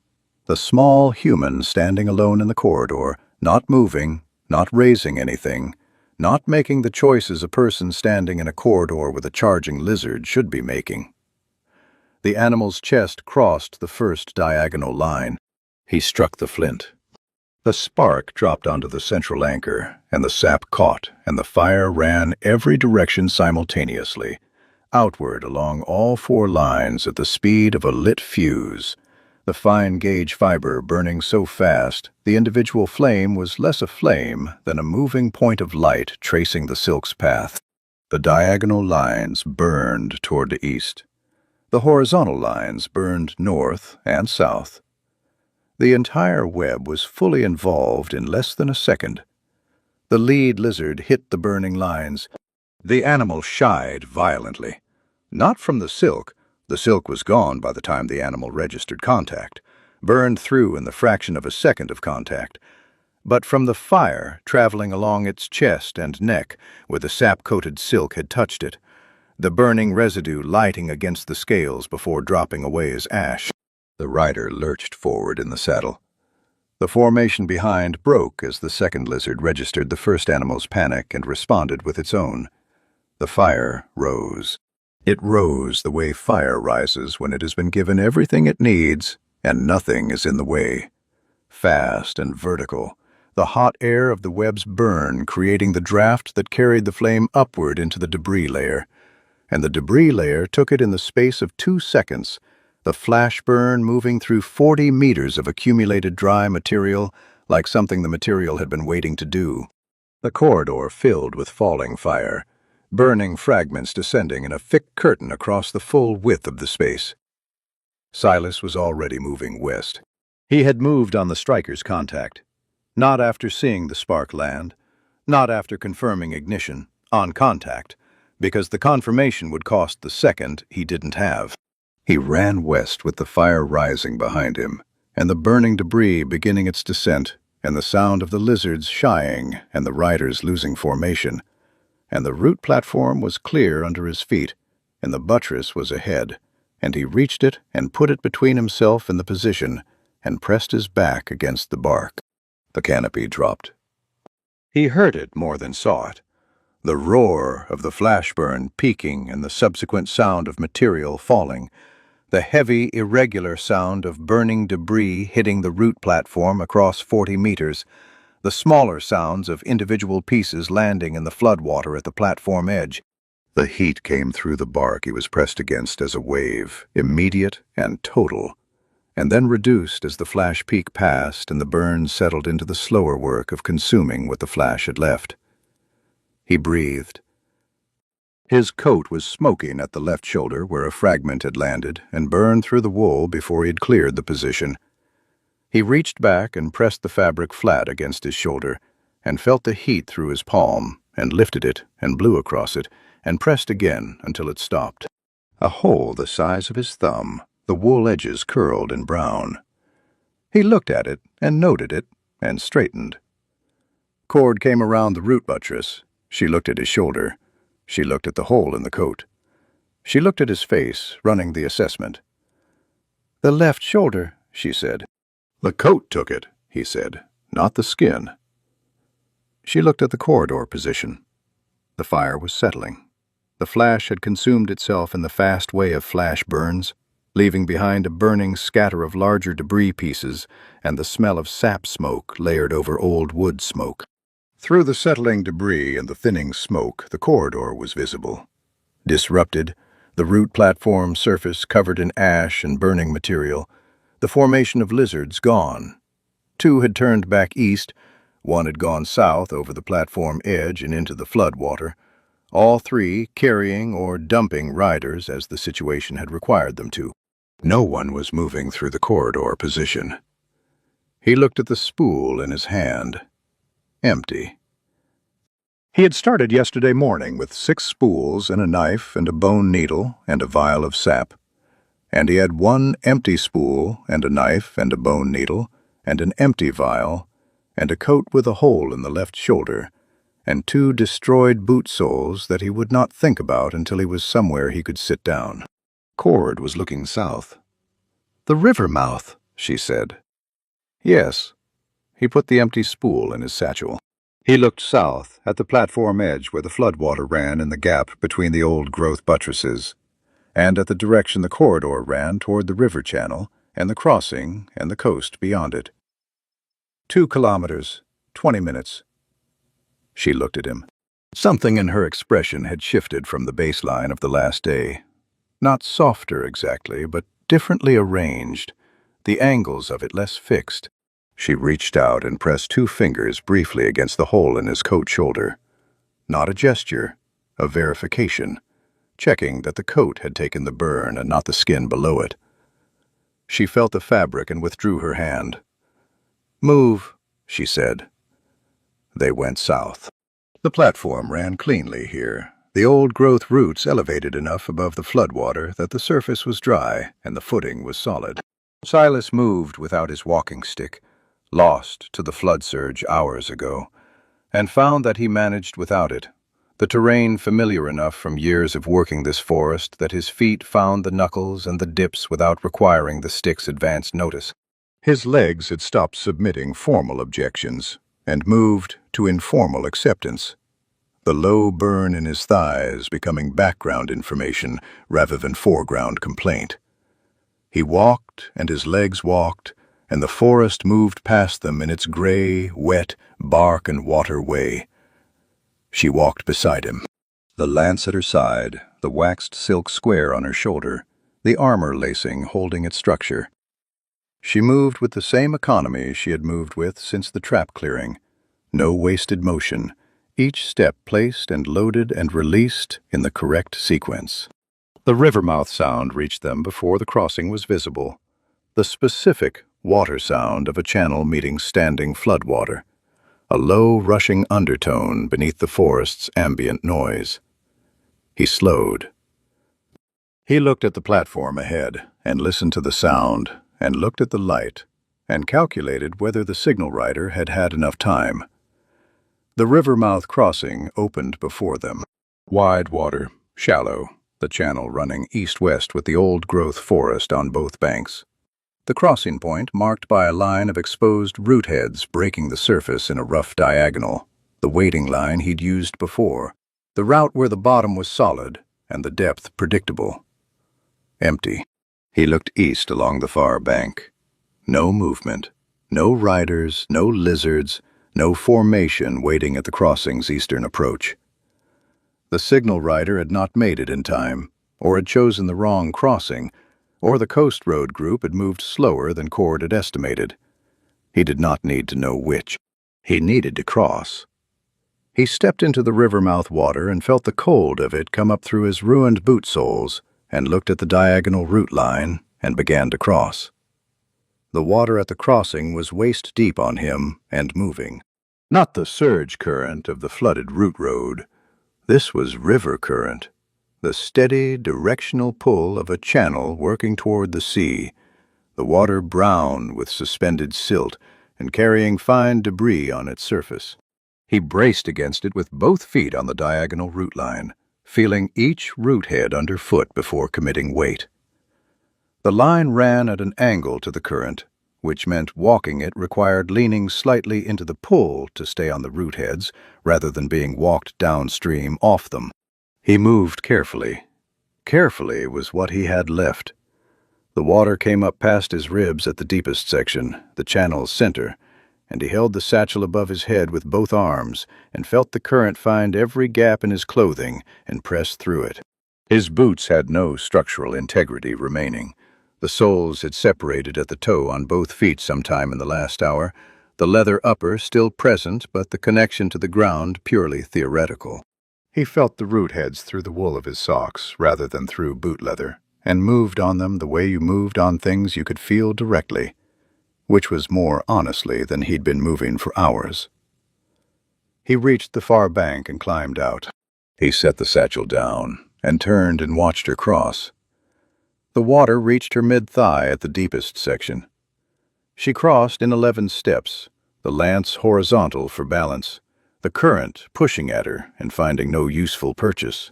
She stepped off the last root head onto the far bank beside him and looked east and said nothing, because there was nothing to say about the crossing that the crossing hadn't already said for itself. He picked up the satchel. They walked east. The forest on the eastern bank was different in character from the drowned woods proper. The mangroves here gave way progressively to drier ground species, the root platform replaced by actual soil, compacted and sandy, the floodwater absent below the ankle. The canopy thinned. The sky came through in larger sections, the overcast still present, but higher now, the ceiling lifted by the coastal air that moved inland from the sea. He could smell it, the salt and tide smell of the merchant coast, faint and specific, the smell that his body had associated for 3 years with the end of a harvest run, with dry buildings and payment, and the brief civilian life he allowed himself between seasons. He breathed it and kept walking. His legs had arrived at a new category of tired that was past complaint, and into a kind of cooperative numbness, the muscles performing their function without consulting the rest of him about the terms. His coat had dried in sections, the back still damp where the satchel had kept the air from reaching it, the front and shoulders approaching something functional. The hole at the left shoulder let in a stream of cold air that he had organized his walking to angle away from. His shoulder turned slightly to put the hole in the lee of his collar.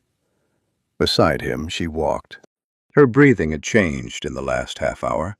Not labored, not the sound of injury worsening, but the specific deepening of breath that happened when the body shifted from emergency function to sustained movement and allowed itself to use more of its capacity now that immediate threat had receded. He heard it and read it correctly and said nothing about it. The wound was intact.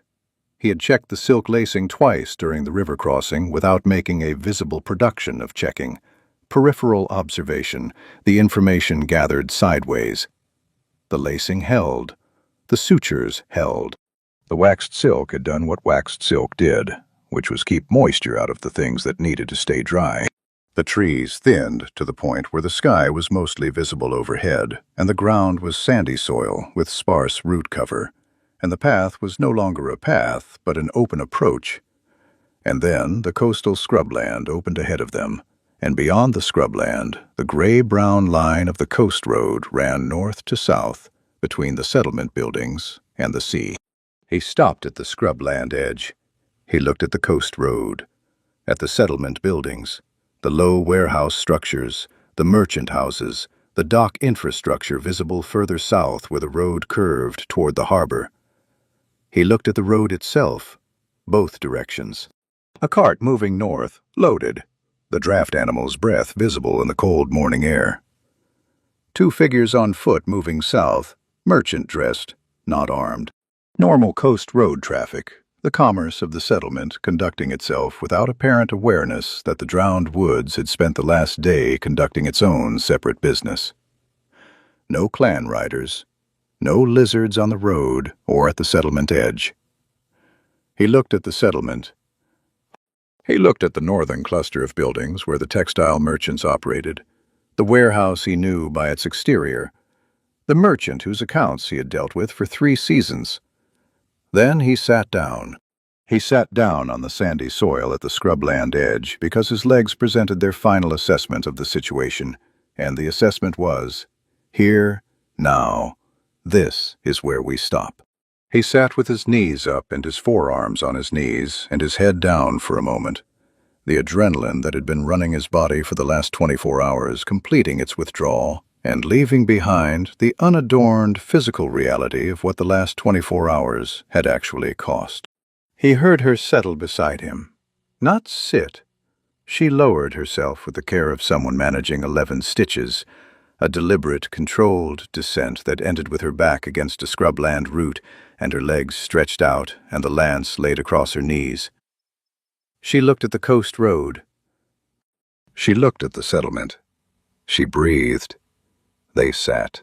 The overcast above the coast was breaking at its southern edge, the cloud layer thinning and separating, and through a gap in it, the morning sun came through for the first time in 3 days. Not warm, not full, the light diffuse and pale, and landing on the scrubland in the flat way of winter sun through cloud, but present. The light was present, and the sound of the sea was present behind the settlement, and the smell of salt was present, and the drowned woods were behind them, and those were the material facts of where they were. He looked at his hands. He turned them over and looked at both surfaces, the rope marks from the silkwork, the sap staining on the right index and middle finger that wouldn't come out with water and would require solvent, the small burn on the pad of his left thumb from a spark he hadn't noticed at the time and was noticing now. The knuckles were the dark red of knuckles that had been cold and wet for an extended period. The hands looked like hands that had been used extensively and recently. He put them down. Cord was looking at the settlement. He watched her look at it, at the buildings, at the road, at the people moving on it. Her expression had the particular quality of someone encountering a thing they had seen before from a different position, the same landscape in different light. She had ridden the coast road. As a clan tracker, as a beast rider, she had moved along the outside of settlements like this one and understood them from that exterior. He understood them from the interior, from the merchant house years, from the accounts and the threadwork and the transactions that made the buildings function. She was looking at the settlement the way she had looked at the silk in the trap clearing, reading it, deciding what category it belonged to. "The merchant you deal with," she said. "He knows you." 3 seasons, he said. "He's reliable." She looked at the warehouse building. "He'll have questions." "He'll have questions," Silas agreed. "He's a merchant. Questions are how merchants operate." He looked at the building, too. "I'll answer the ones that need answering and not answer the ones that don't." She was quiet for a moment. "And me?" He looked at her. The question was not what it appeared to be on the surface. It was not a question about what he would say to the merchant. It was a question about what happened after the coast road, after the settlement, after the immediate structure of getting here had completed its function and left the two of them sitting in scrubland with the drowned woods behind them and the open coast ahead. He thought about the merchant's warehouse, about the back room where he stored harvested silk between valuation and sale, the room with a wood-burning stove and a work table and 2 chairs he'd brought from the coast city because the merchant's chairs were unusable for fine needlework. He thought about the solvent for sap staining and the spare boot leather he kept in the supply box under the work table, and the physician 3 buildings north who was competent and not given to unnecessary questions. "The physician first," he said. "The sutures need checking, and the wound needs proper dressing, not silk and bone needle in firelight." He looked at the scrubland path toward the settlement. "Then the warehouse. I have the season's harvest to account for, and you need somewhere dry to be while the wound settles." He paused. "After that is after that." She looked at him. "After that is after that," she repeated. The flat voice, the fact being turned over, examined, filed. She looked at her hand, the left one, the one that had touched the thorn vine sap at the dead end. The chalky patches were gone, the tissue response resolved by the floodwater dilution. She flexed the fingers once, checking. Then she set the hand back on the lance shaft. "The clan will send more riders," she said, "when the trackers don't return." "Yes. They'll look for me on the coast road." "They'll look for a beast rider traveling alone," he said. "On foot, without a mount, without clan armor." He looked at the gap in her armor where the silk lacing replaced the iron rings. "That's a specific description." She looked at the lacing. She looked at the waxed silk square on her shoulder. She looked at the satchel he was carrying, the tools of the trade he had spent 3 years developing in a flooded forest, because the things worth making required going to where they are. She said nothing for a moment. Then, "You need more silk." "The pale spider will have rewoven the anchor lines by next week," he said. "Another harvest run in 2 months, maybe 6 weeks if the weather cooperates." He looked at the drowned woods, the dark tree line sitting at the northern edge of the scrubland. "The trap corridor needs restringing. 2 spools of medium gauge, minimum." She looked at the tree line. She looked at it with the assessment, running its full course, not the 2-second version, but the longer one she used for things that required more than 2 seconds. "I know the forest now," she said. "The route road, the junction, the bridge positions." "Yes," he said. "I know the lizard approach routes." "Yes?" "A harvest run is slower alone," she said. "Not an offer. A fact being laid beside another fact to see if they were the same shape." He looked at the tree line, too. He thought about 2 months and restrung traps and the pale spider's anchor lines in the upper canopy and the route road at ankle depth in dry season, and what it was like to walk it without someone beside him who knew the junction and the approach routes, and how to cross a flooded channel with a broken lance as a pole. He thought about having a door. He thought about the workshop on the coast road, the one he was building toward season by season, fact by fact. He thought about how facts accumulated and what shape they made when you laid them beside each other. "The drowned woods are better with 2, he said. It was accurate, and it was the only version of the answer he was willing to offer, and he did not elaborate on it. She looked at the settlement. She looked at the road and the buildings, and the physician 3 buildings north, and the warehouse where the stove burned, and the spare boot leather sat in the box under the work table. She stood. She pulled him upright by the back of his coat collar, the same grip as the river crossing, the same effortless adjustment of force that set him on his feet without jarring, and released him and picked up the lance. He settled the satchel on his shoulder and pushed his glasses up his nose and looked at the coast road. They walked out of the scrubland and onto the road together, and the merchant coast received them in the indifferent way of places that have seen everything, without ceremony, without comment. the cart traffic moving north and the figures moving south, and the sea behind it all making its patient noise against the harbor stones. The silk in his satchel was the thinnest thread. It had held everything asked of it. It had not broken once.